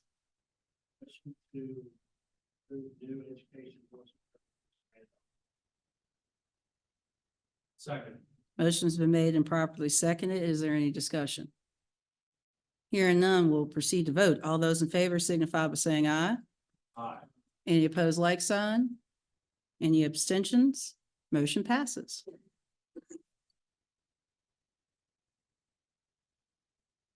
Next I have for you is the biennial report, which I did do an overview of what the report is required. The actual report is 100+ pages. Because it consists of all of the individual reports from each EPP for standards 1 through 7. And I believe that will be sent out to you for your review so that you can have that documentation. But as I shared previously, all EPPs met all standards this year, which is excellent. So my recommendation is just to, this report is really just for your information. So I'm asking the board to accept the report that's going to be presented. This does require motion and second. Motion's been made, properly seconded. Is there any discussion? Hearing none, we'll proceed to vote. All those in favor signify by saying aye. Any opposed, like sign? Any abstentions? Motion passes. Thank you. And next up, we have Mr. Gilstrap. Following up item number 3, as well as item number 4, recommendation to the request of Board of Education. Presentation? It's just the. Oh. The presentation, did that? Well, I can turn that.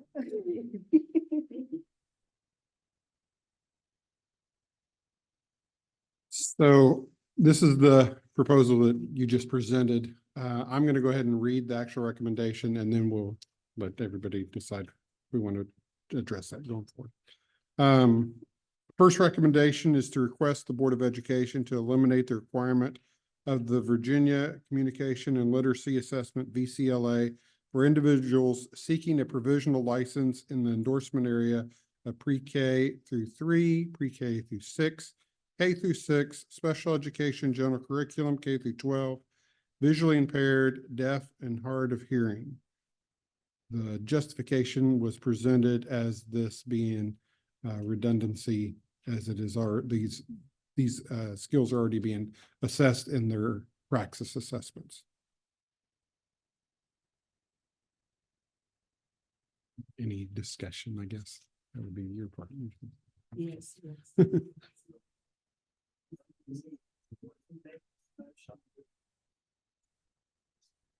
Can we make this motion to move forward with the discussed edits? Yes, but I would like that to be clarified when we do that, what edits we want to make. You want me to go ahead and bring that up? Yep, let me do that.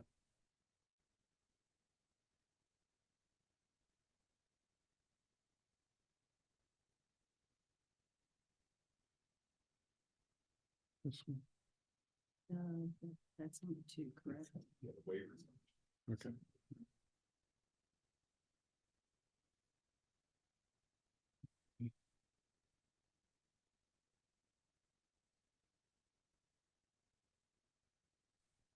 I think the part that you're referring to was actually down here in the additional line. Yeah, that very last, yeah, that last statement.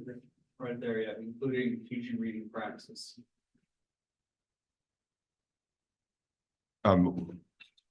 So I agree with the clarification of teaching reading practices, as Dr. Arnold brought up. The one aspect I do want clarification on here before we start editing the text of this document, if we intend to pass a motion and move forward with a presentation to the board, as Ann Holden has recommended, do we, I mean, I can imagine that this document and a PowerPoint and other things we might create would include a lot more information than what this board will currently, the Abtel board will currently see.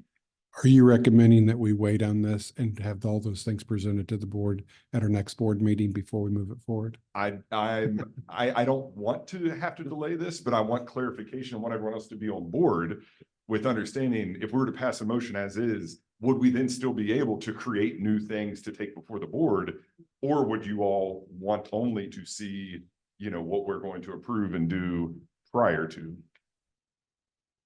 I would the opinion, Eric, that, and Rob, that the motion is fine with the clarification of that, or elimination of the teaching reading praxis element. I see nothing wrong with the rationale and the motion with that edit. And again, I think any supporting material that you would bring for a presentation would be fine without any additional action on our part, because it's just going to be supporting documents and slides that are portending to this motion we're going to make. Yeah, because we would not be allowed to alter any of the motion that we would approve today. It would only be in support of. I mean, I would agree with that. Yeah. I see no reason we can't go ahead and approve this. And then whatever supporting evidence you add in your slides and so forth are only going to add perhaps to use the phrase meat to the bone, you see.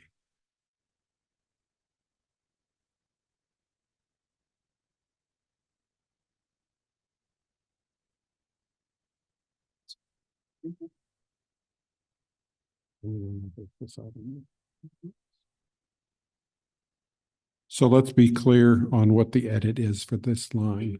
Can we make a suggestion and then have everyone agree to, or are you saying that this line doesn't even matter because it's all part of the support?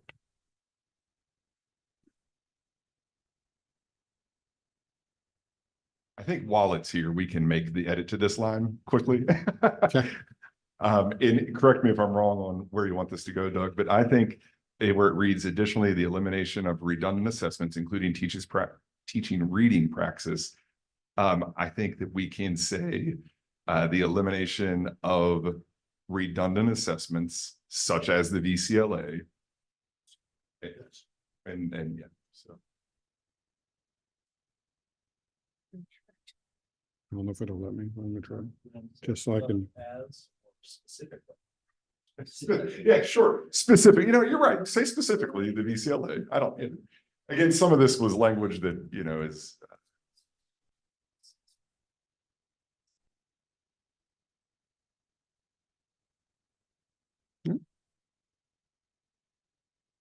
Additionally, the elimination of redundant of We can this. clean this up even more. Just say, I know, we're all here, right? The redundant. I'm assessment. sorry, I am going to ask that we clear this up because my writing heart won't let me move forward with this. Can we just say the elimination of the Virginia Communication Literacy Exam? And then take that all the way down to CAM lead. Yeah. Okay. Thank you. I know how fun it is to edit things in a meeting on the fly. But It happened. Done it many times. Whoa, Sensitive, isn't it? it is. It just. Let's see.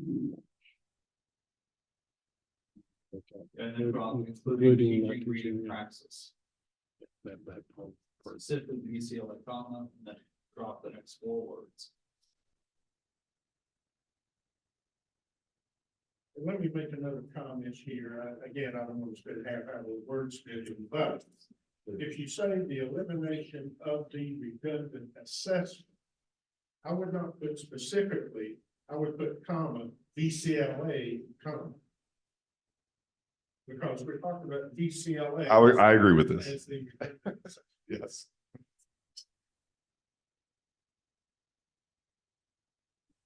Okay, I think that reads fine.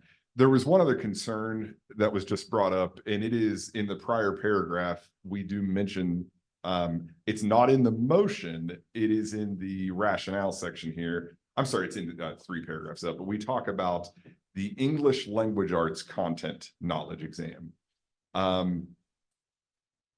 What are your thoughts? Sorry, I don't want to take over the microphone here. Discussion. But yeah, like what are your thoughts on whether to include the English language arts or to erase all inclusion of that because it does not have a writing component?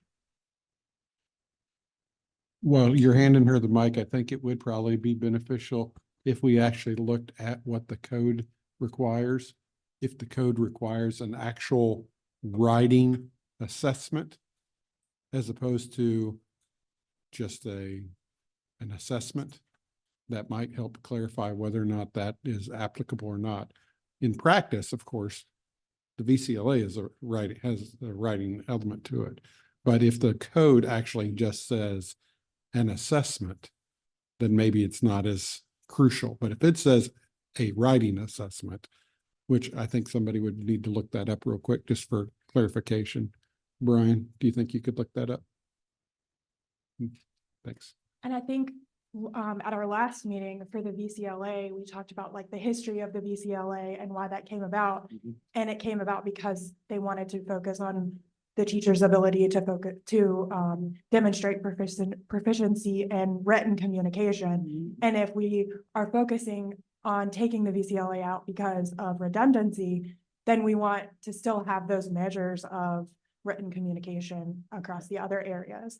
So if we add on those other areas for the English language content, we would be taking out the redundancy and the written communication of those areas of the assessment piece.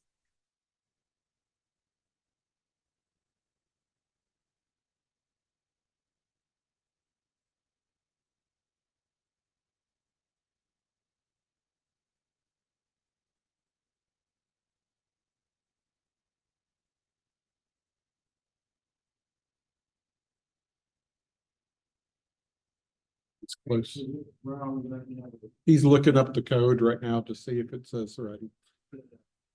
Mhm. Well, it's just for the VCLA, really. It's where the VCLA in the code is mentioned to what its purpose is. Maybe if I'd been on this job for a couple of years, I would have that memorized by now. Not yet.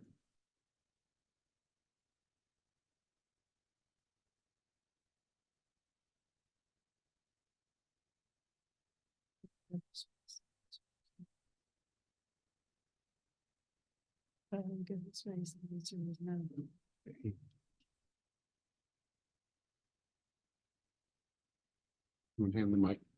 She's got it. She's got mine. Okay. Yeah.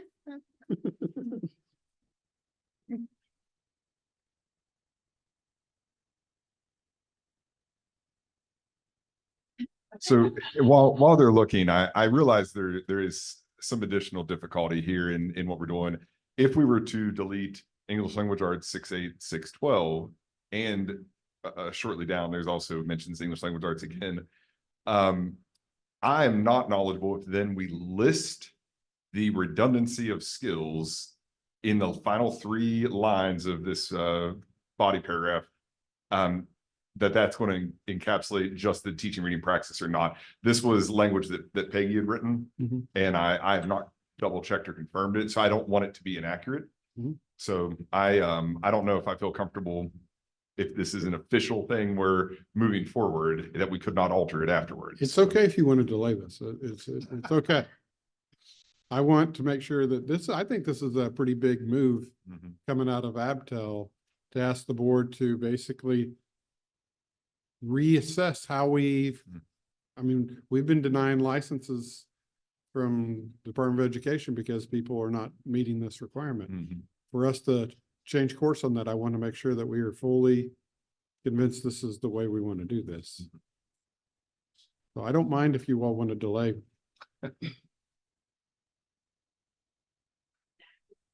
We're not do this once, especially at the Board of Education level. So in other words, take care of the licensure of your identified right now.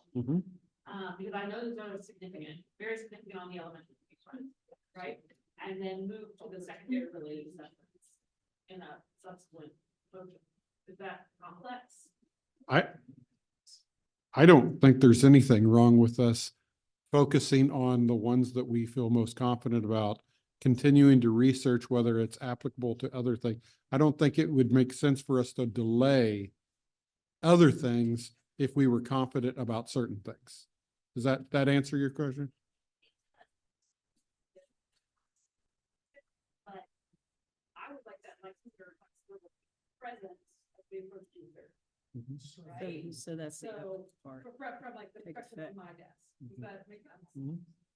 But what would the? All right, take effect I'm be? gonna propose then.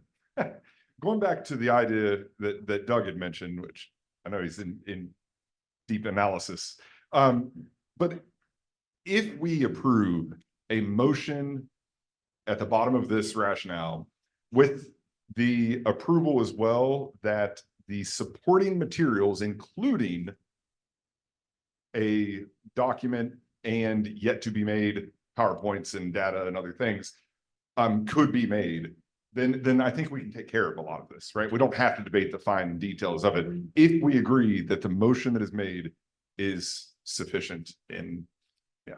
So thoughts?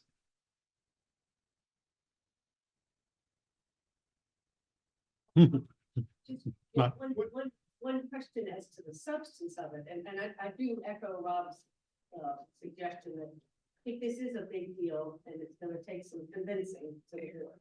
So Fair. getting your, but I think you're right, the motion itself doesn't have any of the problematic language elsewhere.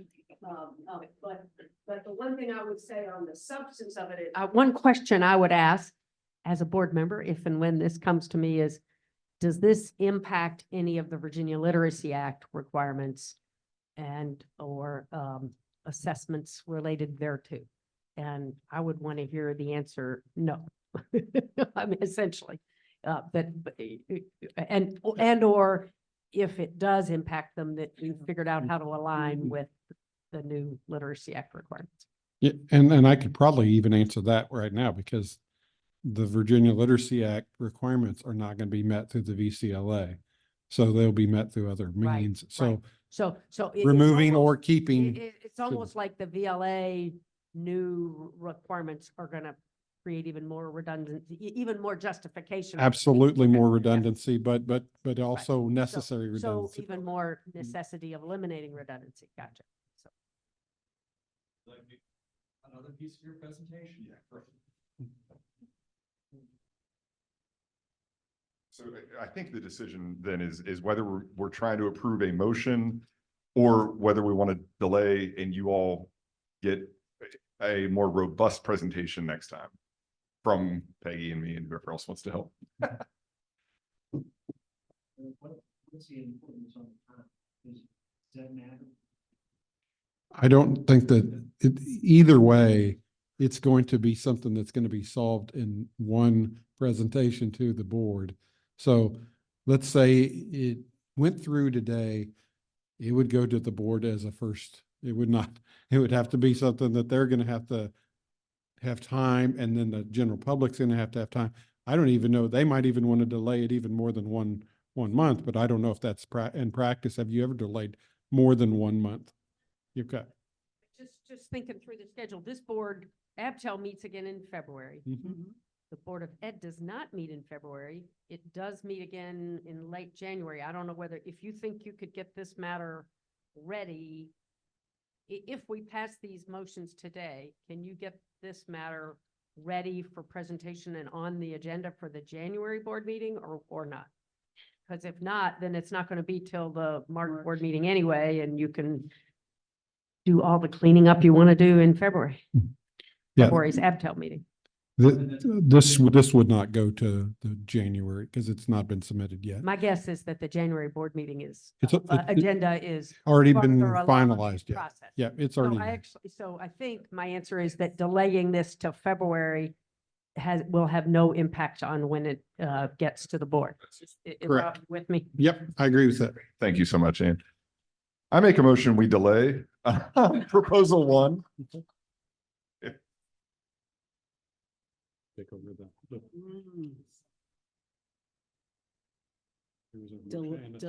Delay what? I need you to be specific. Specific, okay, I make a motion, we delay agenda item 3 until the next Abtel meeting. Thank you. Madam Chair, may I make one more comment and then I'm going to hush. Yes, sir. Okay. If you will scroll back up just a paragraph or two, right where we were talking about the teaching, reading praxis, or English language art content knowledge. Just for clarification, the English language arts content knowledge is one of the 4 subtests for elementary certification and maybe some other areas. So I think leaving it in is fine. I'm just offering this as a suggestion, Dr. Moffat. I think leaving that in is fine, but instead of putting or, I would put and. Because you're still going to have to take the teaching of reading praxis. So the middle and secondary English language arts does not take their teaching reading. That's where I'm sorry, say that again. the middle school and high school English teacher does not No, take the teaching no. reading. So all of the other ones do take the teaching reading. So that's where the org came. Mhm. Okay. Mhm. That's fair. All right. Pause. Did you all have something you needed to say? We support the table till next time. Okay. No, given the technology issues, we're having issues staying on and trying to find it. I thought I remember seeing reading and writing, but right now we're just seeing assessment. So Can't remember. I That's when I know, looked at it. It's not professional there. assessment. Say I don't remember, but maybe I do.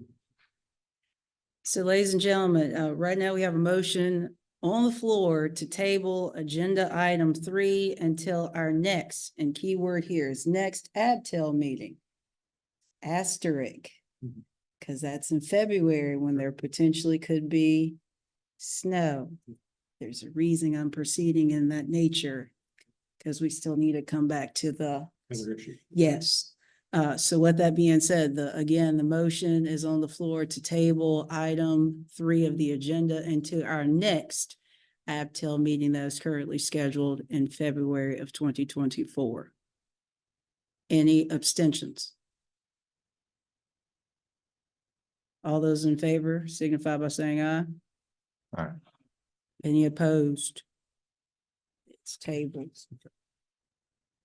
So there were some things, we're moving on to 4. Yes, sir. So were there some things in 4 that were problematic that we needed to discuss? Or Yeah, do you want me to just go ahead and read it and let you all make a decision on? You can certainly read that, and I have went ahead and made what I believe to be an edit that would help clarify. So if I'll go ahead and read it. Yeah. Okay. Item 4, recommendation to request that the Board of Education grant the same authority to deans, directors, or otherwise titled head administrators of state-approved education preparation programs concurrent with the existing ability of division superintendents, should be, to selectively grant assessment waivers to program candidates based on the criteria of attempting all required assessments, sufficient grade point average, sufficient course performance, sufficient practica performance, and 3 letters of recommendation. So I would like to edit the proposed motion. I will pause while the document is pulled up.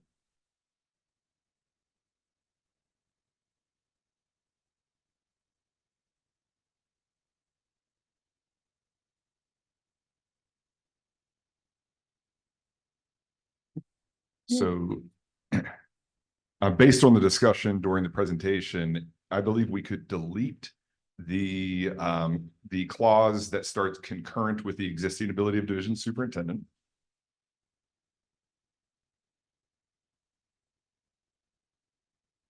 Right here.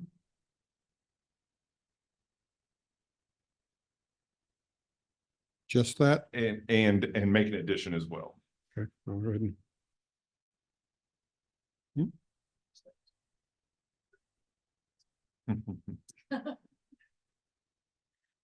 Not letting me do it. That's all right. We will. Can you cross it? Do you know where the like cross out? Strike through? Strike through, yeah.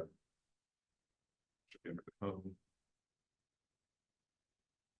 Yeah, it may not let us do it because we're sharing it. So we can do it and then Okay, share it. and then the addition after the phrase, grant assessment waivers to program candidates, I would like to add seeking an initial professional teaching license.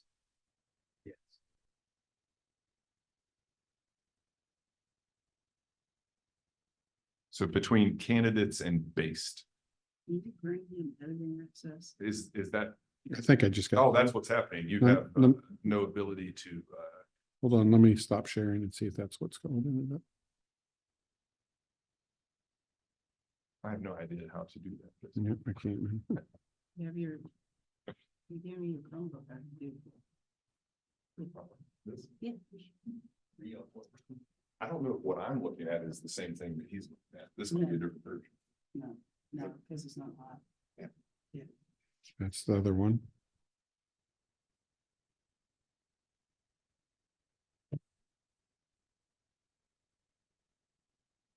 Can you? So let me do it. We're gonna have to do this. Make your recommendation. We'll see if it goes through. And then we can edit the document. As long as we make clear that. Okay, okay. Yeah, so if everyone was following, I said again to strike through that line and then add, I'll read this phrase. So it would be selectively grant assessment waivers to program candidates. And then the new addition is seeking an initial professional teaching license based on the criteria of attempting all required assessments. I think that would help clarify what Ann had brought up. But I'm open to other input, obviously. Any other discussion? Before you decide if that's what you all want to agree to or not agree to?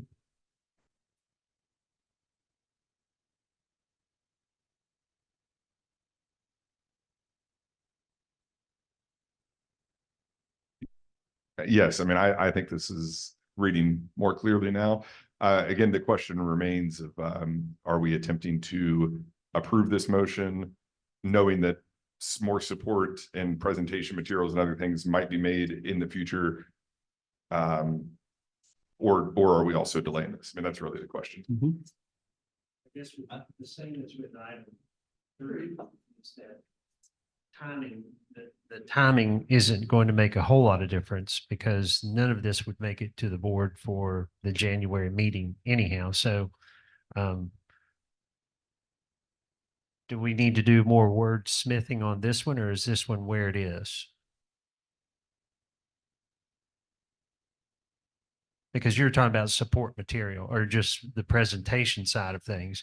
That wouldn't change the motion any or what's here.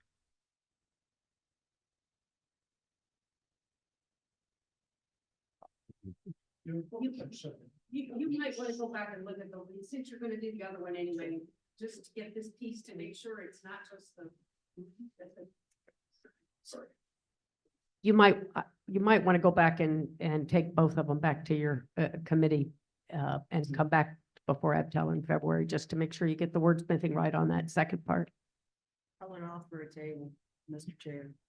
I agree. That would be my sentiment as well.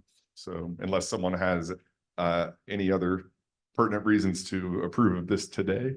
No, because you can't see the language. Okay. And that would create a question. Okay. I just want to clarify, we can still hit the March 22nd, 23rd Board of Education meeting by having this discussion, and like, we're not worried about that, correct? Okay.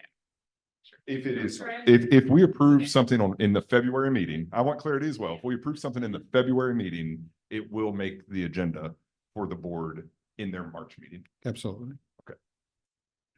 First read.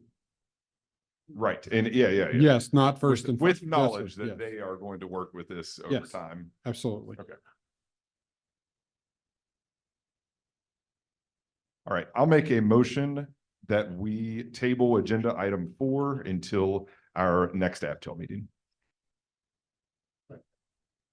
Motion's been made and properly seconded that we table agenda item number 4 until our next Abtel board meeting that is scheduled for February 2024. All those in favor signify by saying aye. Aye. Any opposed, like sign? Any abstentions? Motion carries. Thank you. I would also add at the end of that, that having a House bill that is very similar also, it makes it easier to delay it slightly because we'll get some clarity on that as well, probably by March. Yep. Is there any reason for us not to do anything because of House bill, or should we move forward? Because if the language is a little bit different between the two, would one of them cause problems for the other? I don't think I should make a recommendation either way on that. I would say that we should conduct our business the way we want to conduct it. And I mean, the House bill, some House bill, and there's what, like 2,000 House bills that were presented that didn't make any law out of like 3,000 last year. It was a whole bunch. So there's, just because there's a House bill doesn't mean it's going to go anywhere. And I think the will of this board is that we go somewhere with this. We are just clarifying where that is that we go. That'd be fair to say. Okay. I think we're ready to transition to liaison reports. Thank you.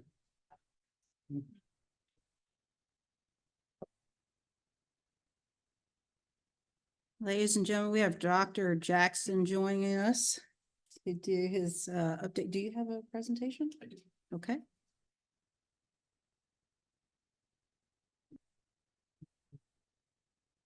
Well, We got scroll. We got scroll.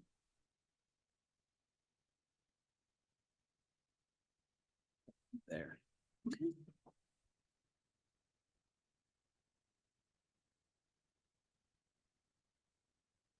You're quite welcome. And if I can, here we go.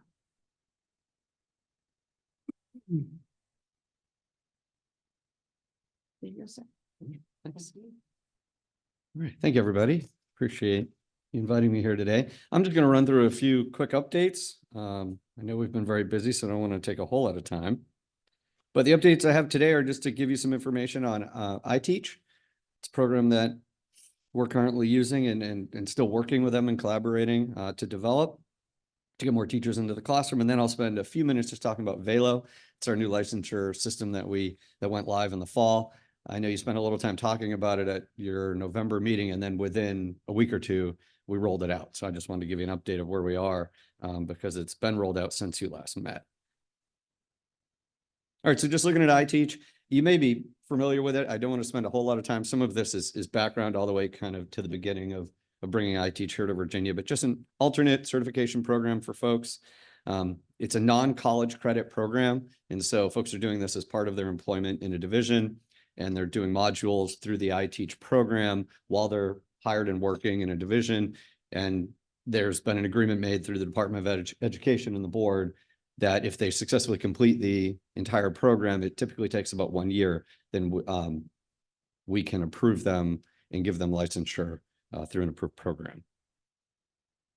It's a little bit different from your traditional collegiate programs that you'd see. I just wanted to show you the initial list of approved schools. So these are all the divisions that have previously been approved, and some of them have students working in the program right now. We're excited to see, where we are towards the end of the semester in May, and how many people are going to be, planning to finish up the program in kind of that first cohort. So we'll see how that goes. But here's that initial list. I think there were 33. And then I just, is this, can I move this bar? I didn't realize that everybody else saw that. Sorry. No, Oh, that should be fine. Yeah, it floats. Perfect. Okay. I hope I didn't cut too much off for everybody, but this is just a list that we're currently reviewing now. So these are the updated divisions that we have applications for, and we're hoping to get those approved pretty soon. So that's exciting. That'll add about 13 more divisions on to the list of currently approved divisions for iTeach. Individuals who want to participate in this program need to work in a division that is also a public school division in Virginia, but that's also been approved by the Department of Education to partner with iTeach. That's one of those conditions.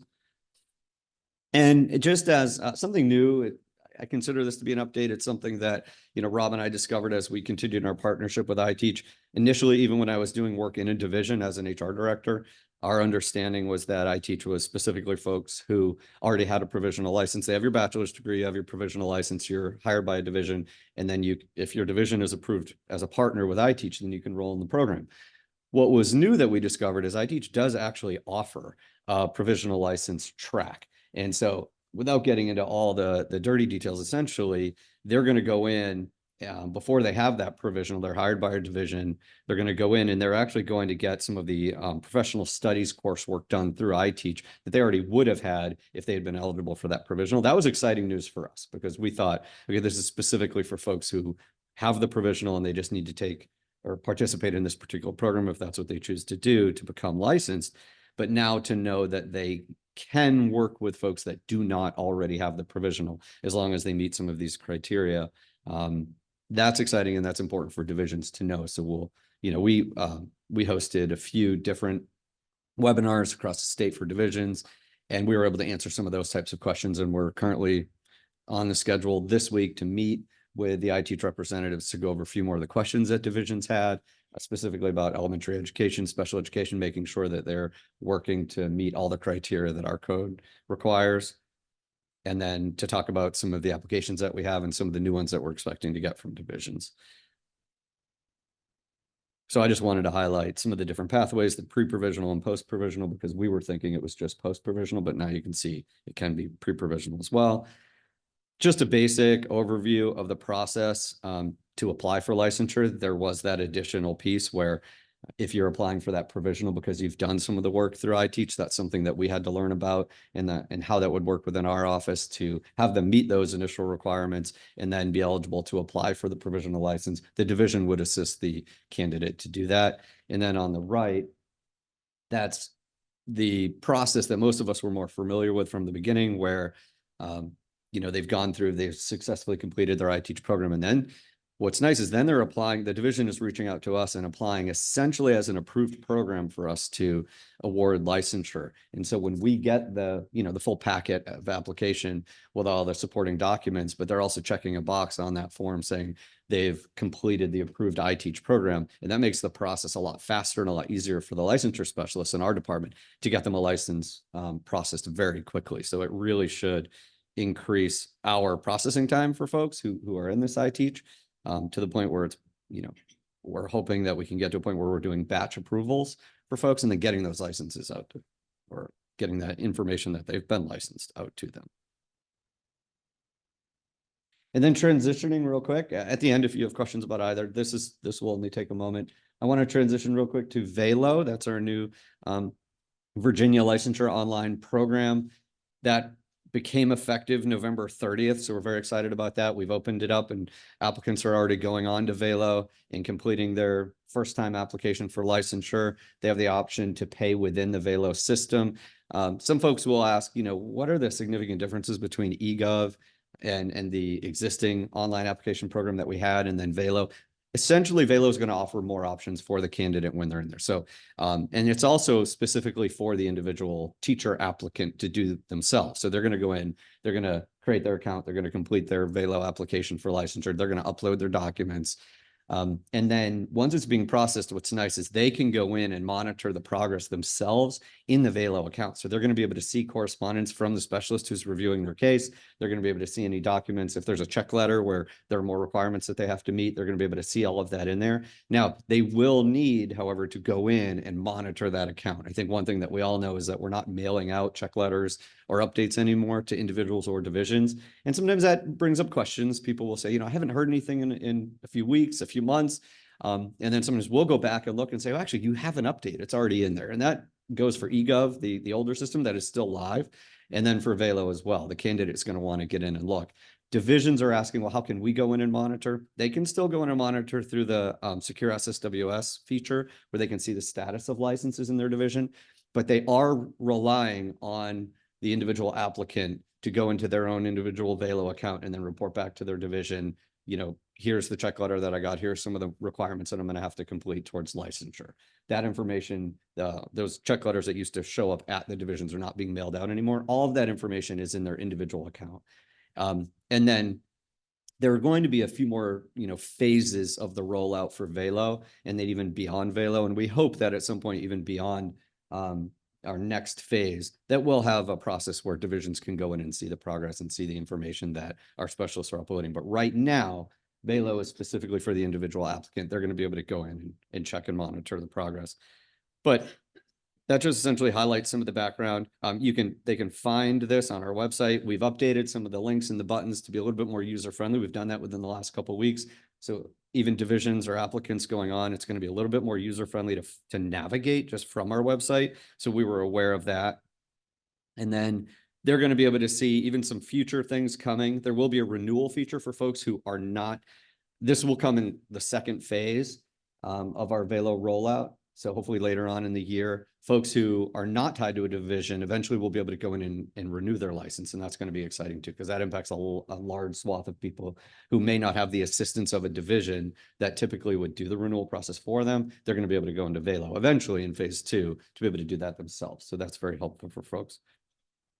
And like I said before, they're going to be able to, individuals can go in and access correspondence and get more information. I did have a couple of links that I was going to open up, but I won't today. I don't think I can because of the internet issues. But essentially the 2 links that I had on here are a Velo guide that's listed on our website. So if you go to the DOE website under licensure and resources, you're going to find a guide. And that first link is a step-by-step guide that was just uploaded about a week ago with, photos to help guide somebody through the process. So you're actually going to see little snapshots of what it would look like inside Velo for an individual candidate as they're trying to go. So if somebody is logging in for the first time, creating their account, we have a step-by-step guide that's going to walk you through the entire process. And you can just scroll down as you're working on your computer and try to navigate through that. So that's just going to help people with those initial questions of just, I'm at home, I'm trying to apply for my license and I'm stuck. They can go into that guide and just walk through step by step. So that's very helpful.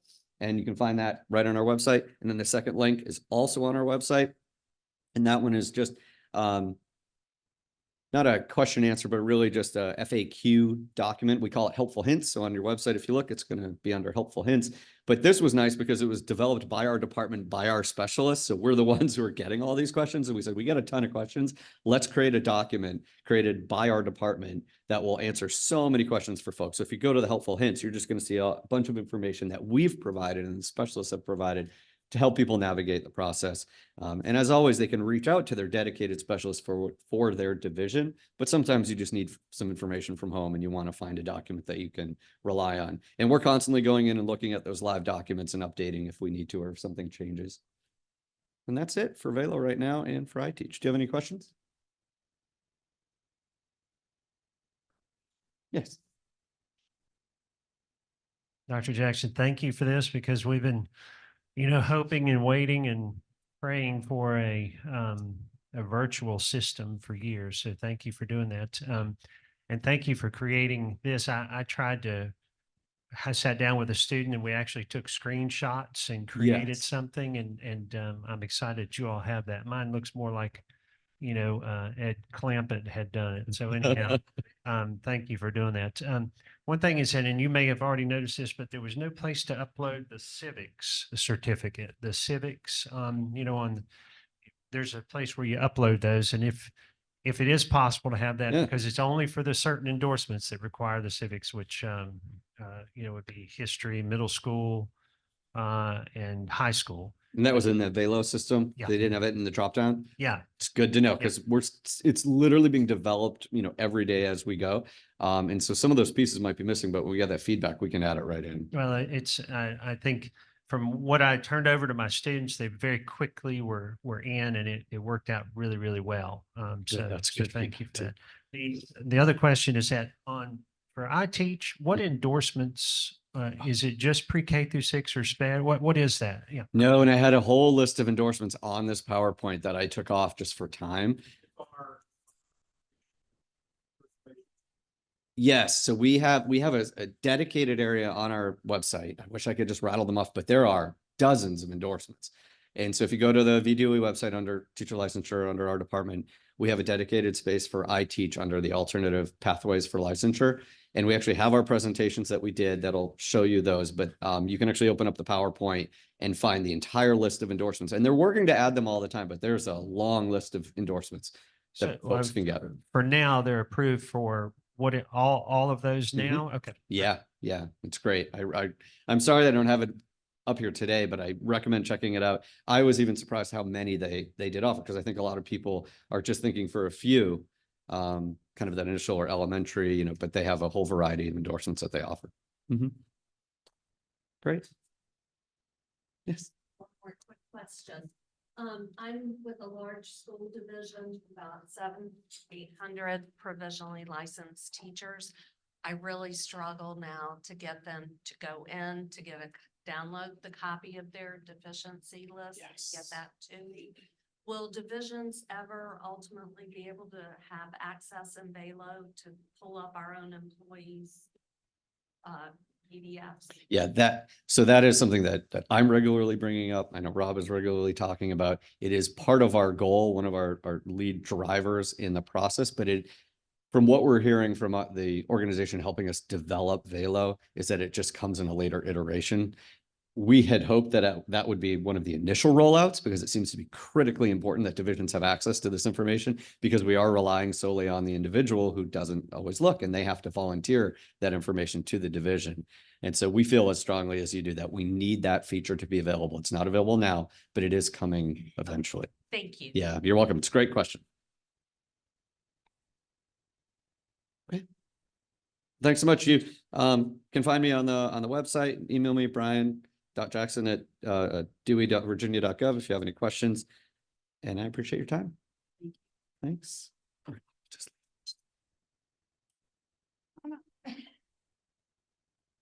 Hey, ladies and gentlemen, next up we have Shauna LeBlanc for your presentation. Yes, I do. You've gotten so good at this. Hey, you know So I was a quick. master at this, did you? Yeah. I just gotta know what I'm looking for.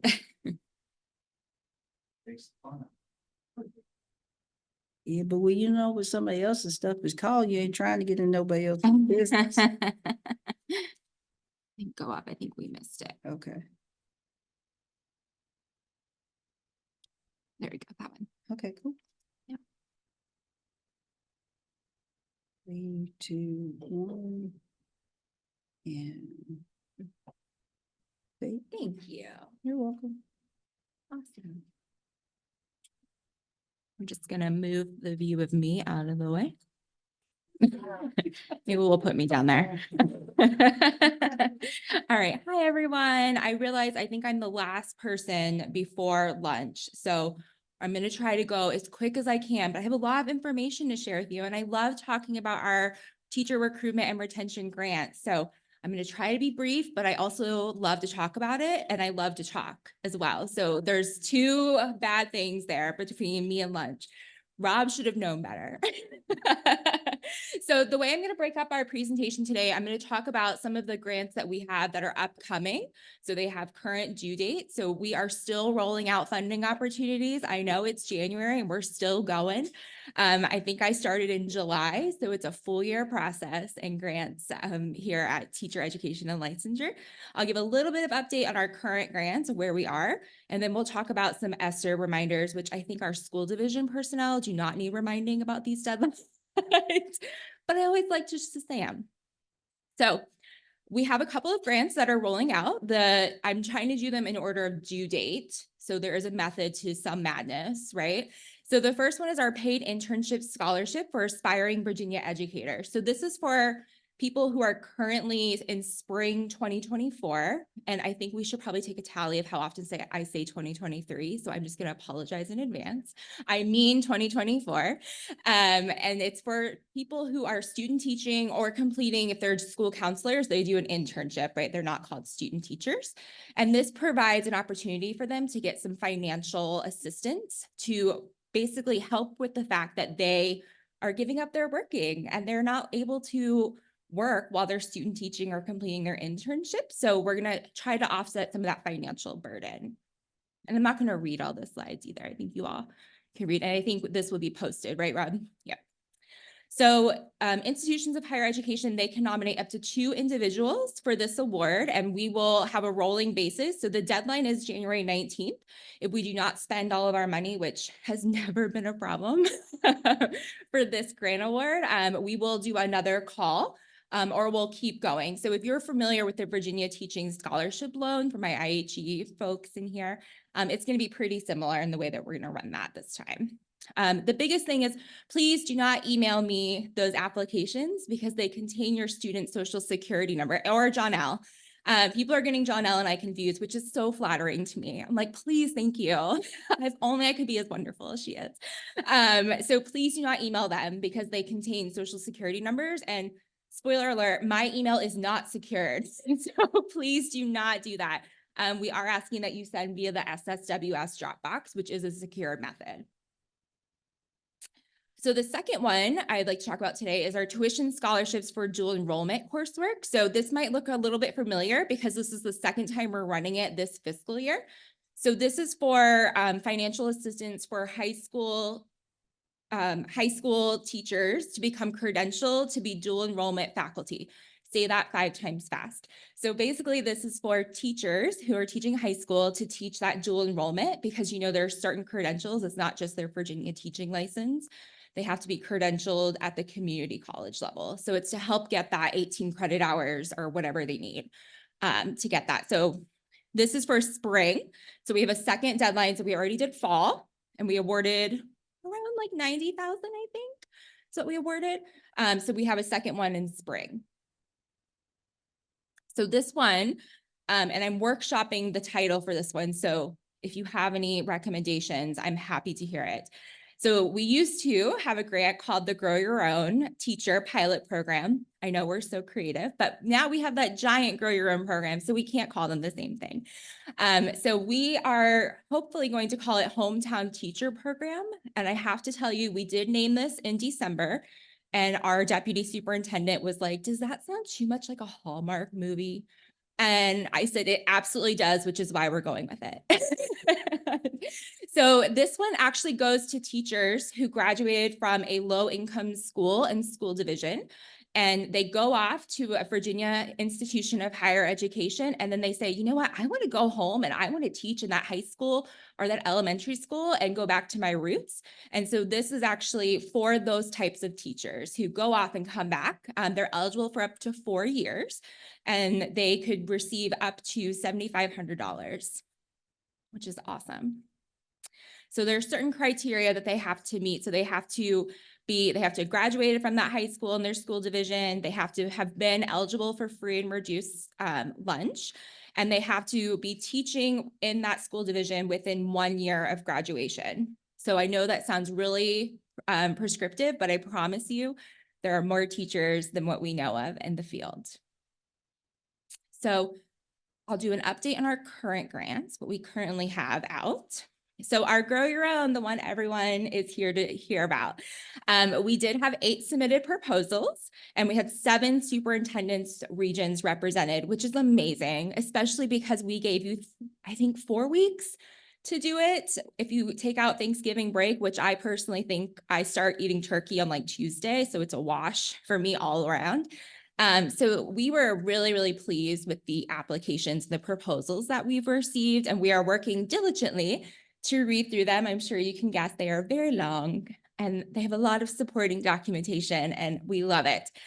So we're currently going through the process of vetting them to make sure all the required components are there. And then we will be we're hoping next week that we can send out the grant award notifications or some other type of notification. And then we will be doing technical webinars for actually how to get people registered. So that's forthcoming. We're intentionally waiting for the technical webinar. So I know there are some school divisions here and also some IHEs that are vested in this right now. And we're waiting intentionally because we want to do it all in one swoop.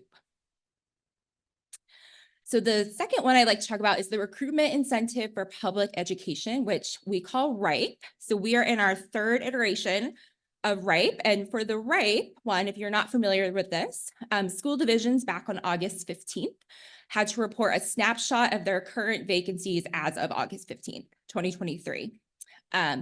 So teachers who were hired in a reported vacancy between August 15th and November 30th, 2023, they could potentially receive up to $5,000 or $2,500, depending on their school's free and reduced lunch status and or their critical shortage list endorsement area. So we're currently collecting the filled vacancies. So school divisions received a spreadsheet from me saying, here's what you told me was vacant. Now tell me, who'd you fill it? What did you fill? So that's where we kind of are right now. And we're hoping to make the awards in March officially. It takes a while for the allocations to go live in SSWS, and there are a lot of school divisions and one of me. So we have a lot of email exchanges going back and forth and a lot of data to compile, but that's kind of where we are, but we're really, really excited about the data that I'm getting back. So I went over the eligibility already. So the second one that we are currently in the middle of, as I like to say, is our science, technology, engineering, and mathematics teacher recruitment and retention incentive. I call it STEM Terry. So same thing, school divisions reported what STEM vacancies they had. I think they reported in September, if I'm correct. It may have been October.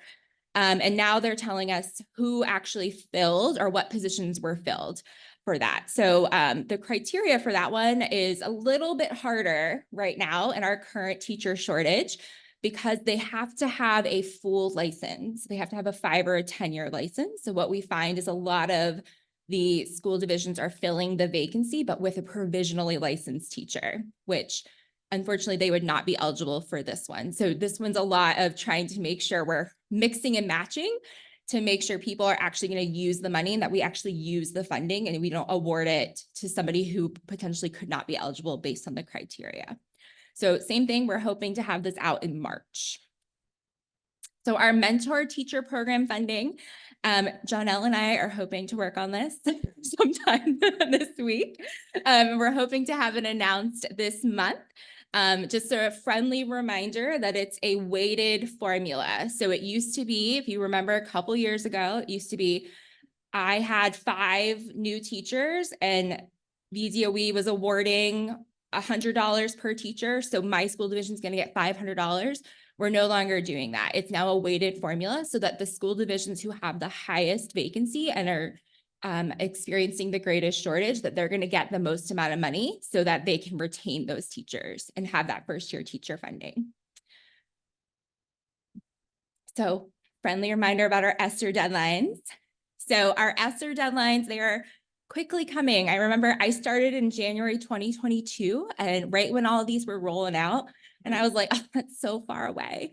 Like I have so much longer to go. And I'm like, it's 2024. So our ESSER deadlines are September 30th, 2024. So if you have any of our TEAL grants, our teacher education and licensure grants, several of our programs are ESSER funded. I really highly encourage you to pull out that grant award notification, or if you can't find it, to email me and let me know so that you make sure that you are spending the money in the timely manner and that we are getting you reimbursed in the time. So that's all I have. Thank you all so much. That was faster than I thought it was going to be, but I'm happy to take questions about any of our programs too.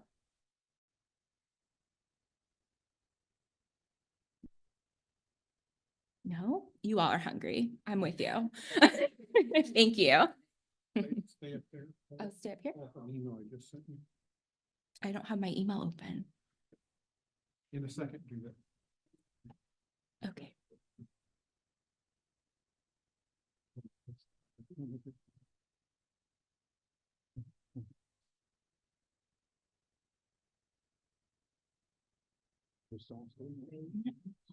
I don't want to see my. On the agenda, we have Virginia Community College System, VCCS. Dr. Dan Lewis is not able to be here today, but he did send me a report. And so I'm gonna have it put up on the, so y'all can look at it while you're eating lunch. It's not that long. It's just like a page, but it gives some information about that. So I just want to make sure that you'll have it. Chev, there's nobody here from Chev, I believe, today. So that'll be the last, I think, of those reports. You want to progress to that and I'll go check on them. Meet by virtual. Let me go check on. Okay, so ladies and gentlemen, just a few items while she's pulling that up in the back are reimbursement forms. If you did not get one, please make sure that you take care of that. The other piece is that we need to revisit an item that Mr. Gilstrap brought forward, and that's our ability to meet virtually as well as physically. And if you all want to bring that forth as a vote, and I'm just throwing that out because February the 12th is our next meeting date. And if it looks anything like the pattern that we keep having for the first week and a half of January, that could be problematic. So again, just want to make sure that you're thinking about that. And again, if you have not had the opportunity to get your travel form in the back, to make sure that you do so. You got what you need? Yeah, it's a document called Dan Lewis. Okay. Yep. Cool. So, okay, and lunch is ready. So with that being said, Mr. Whitten. Question, our April meeting is Easter Monday. Is that going to affect people, those of us that are in the classroom for spring break? All right, so when we set those dates, I don't think we actually looked at the calendar for some folks. Like for me, that is our spring break. So I will tell you right now, I'm okay with being here on the 1st of April. The 8th might be a little bit more of a challenge. However, how many people are in that boat? Please raise your hand at this time. If your meeting, if the meeting conflicts with your spring break. So it's at least three. Did we put the February meeting on because we were holding the April date? Am I correct? No, that's where we had to add a meeting. Oh, we had to add. Yes. Yeah. Oh, that's right, that's right. It was on, I remember. both days on the calendar, in case we couldn't have one, the other Mhm. was already reserved. So as of right now, that February meeting could be in question based on weather, or the other one could be in question based on weather, but the conflict is now Hopefully. Right. not in February. correct, because you now have two items that have been tabled specifically for that meeting. It's just a question, I didn't know how many people would affect, Okay, currently it shows three. especially we have a forum, we don't make the trip. Yes, ma'am. This is a bit of an aside, perhaps, but it is about the virtual meeting participation. Mhm. The way it's just No, go ahead. I think Dr. Arnold was offering, if our motion might want to be that virtual participation is allowed for committee members, I'll offer that that's consistent with a recent change many school boards have made based on code Mhm. to allow various committees and different groups of school boards to allow virtual. So it would align with other things around the state. Does that make sense? Mhm. Not to do the whole meeting virtually necessarily, but to allow. For individual participation. Now, is there, or would there need to be a requirement for physical forum? And then additionals? In school board land, there is by Yeah, code, but that's what we have to do. so, but I don't But I know don't if know how it that's affects here. our requirement. I believe when our board approved the ability to do virtual meetings, that includes that, is whether or not it makes for the form, because it is an acceptable form of meeting. Okay.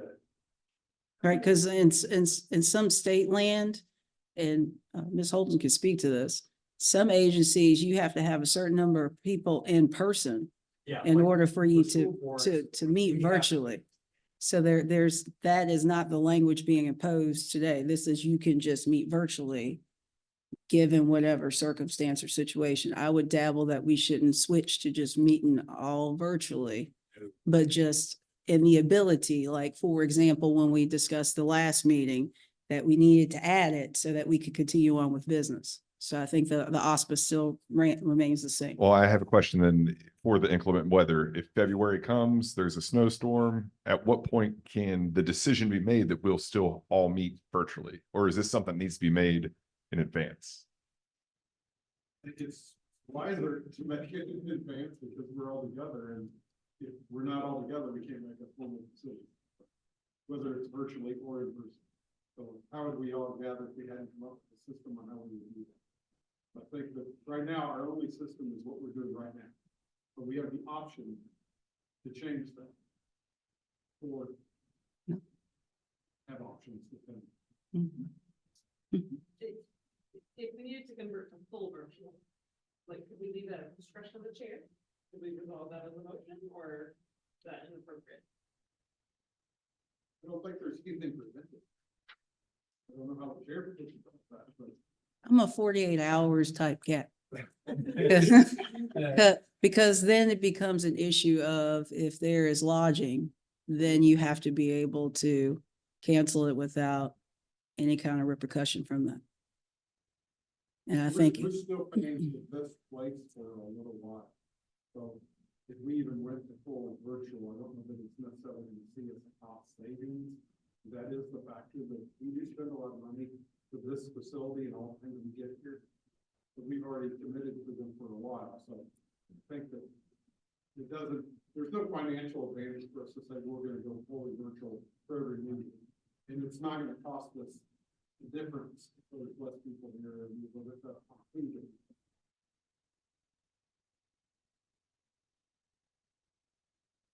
think you probably want to come up with a plan. I would second the idea that if there is inclement weather and if it's possible that all of the people involved, are able to do their roles still, that we, whatever that deadline is where we might say, hey, this next meeting has to be virtual, that we have that as an option. And that would be, again, only in rare circumstances and at the discretion of, Jessica or Robert, whoever. I mean, just. And it wouldn't need to be either, or we could do hybrid. Have some people participate if they've got too far to travel, there's bad weather in a part of the state. Screwing up the roads, and others, we could get here with no trouble at all. Yeah. Well, I'm sorry. So I guess I was working on the assumption that moving forward, maybe we still have to approve that, but like, that's always a possibility. If someone can't be here, but can attend now virtually, we should just move forward with that as a possibility. With the assumption that we're trying to be here. I like that. But then, and then that rare circumstance, whenever it is like, it's not safe to travel, we can hold a virtual meeting. so like for this past weekend, right? Well, like 2 days ago, there's a 1/3 of the state that probably could not have made it here if it kept snowing the way it was and they kept icing the way it was. Whereas the other 2/3 of the state, a sliver of that, a quarter of it could have been like, whatever. And then everybody else was in rain. So to your point of geography, because we're so expansive, leaving it more appealing if you can make it here. make it Very here. rare then. Maybe if it's just if Richmond is ice covered, I mean. Right. Right. So right now, the recommendation is that we attend in person and make it allowable for those to participate virtually, weather pending. Is that what I'm hearing? Or extreme circumstance? Or other circumstances. Mhm. I'm expecting a third child soon. Like, there's going to be some.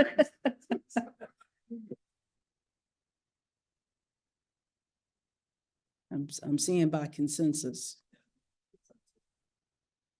Okay. Mr. Gilstrap, how do you feel? I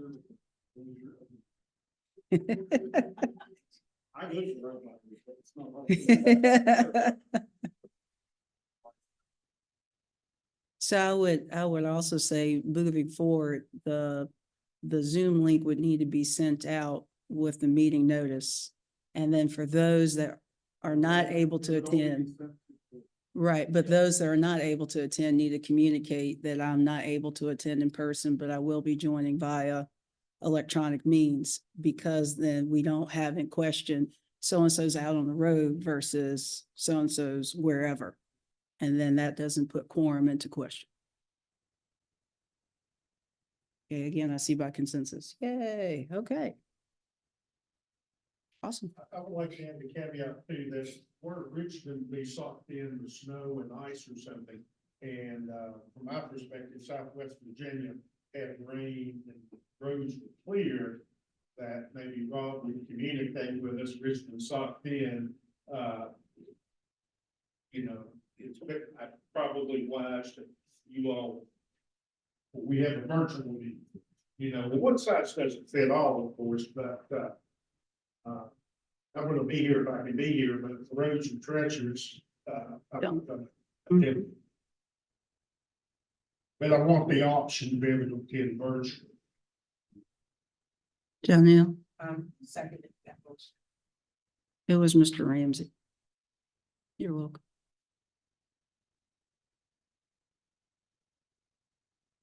Any other questions for the discussion?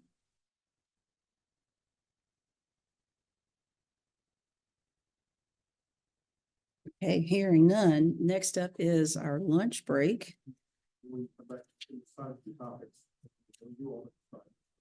Okay. And that would be in the committee. Well, I make a motion, we end our official, we have to do that. Motion's been made. I heard second back here with Michaela. I don't think it's debatable or amendable at this point. All those in favor signify by saying aye. Aye, any opposed? Meeting's adjourned. Still recording? Yeah, it's still recording.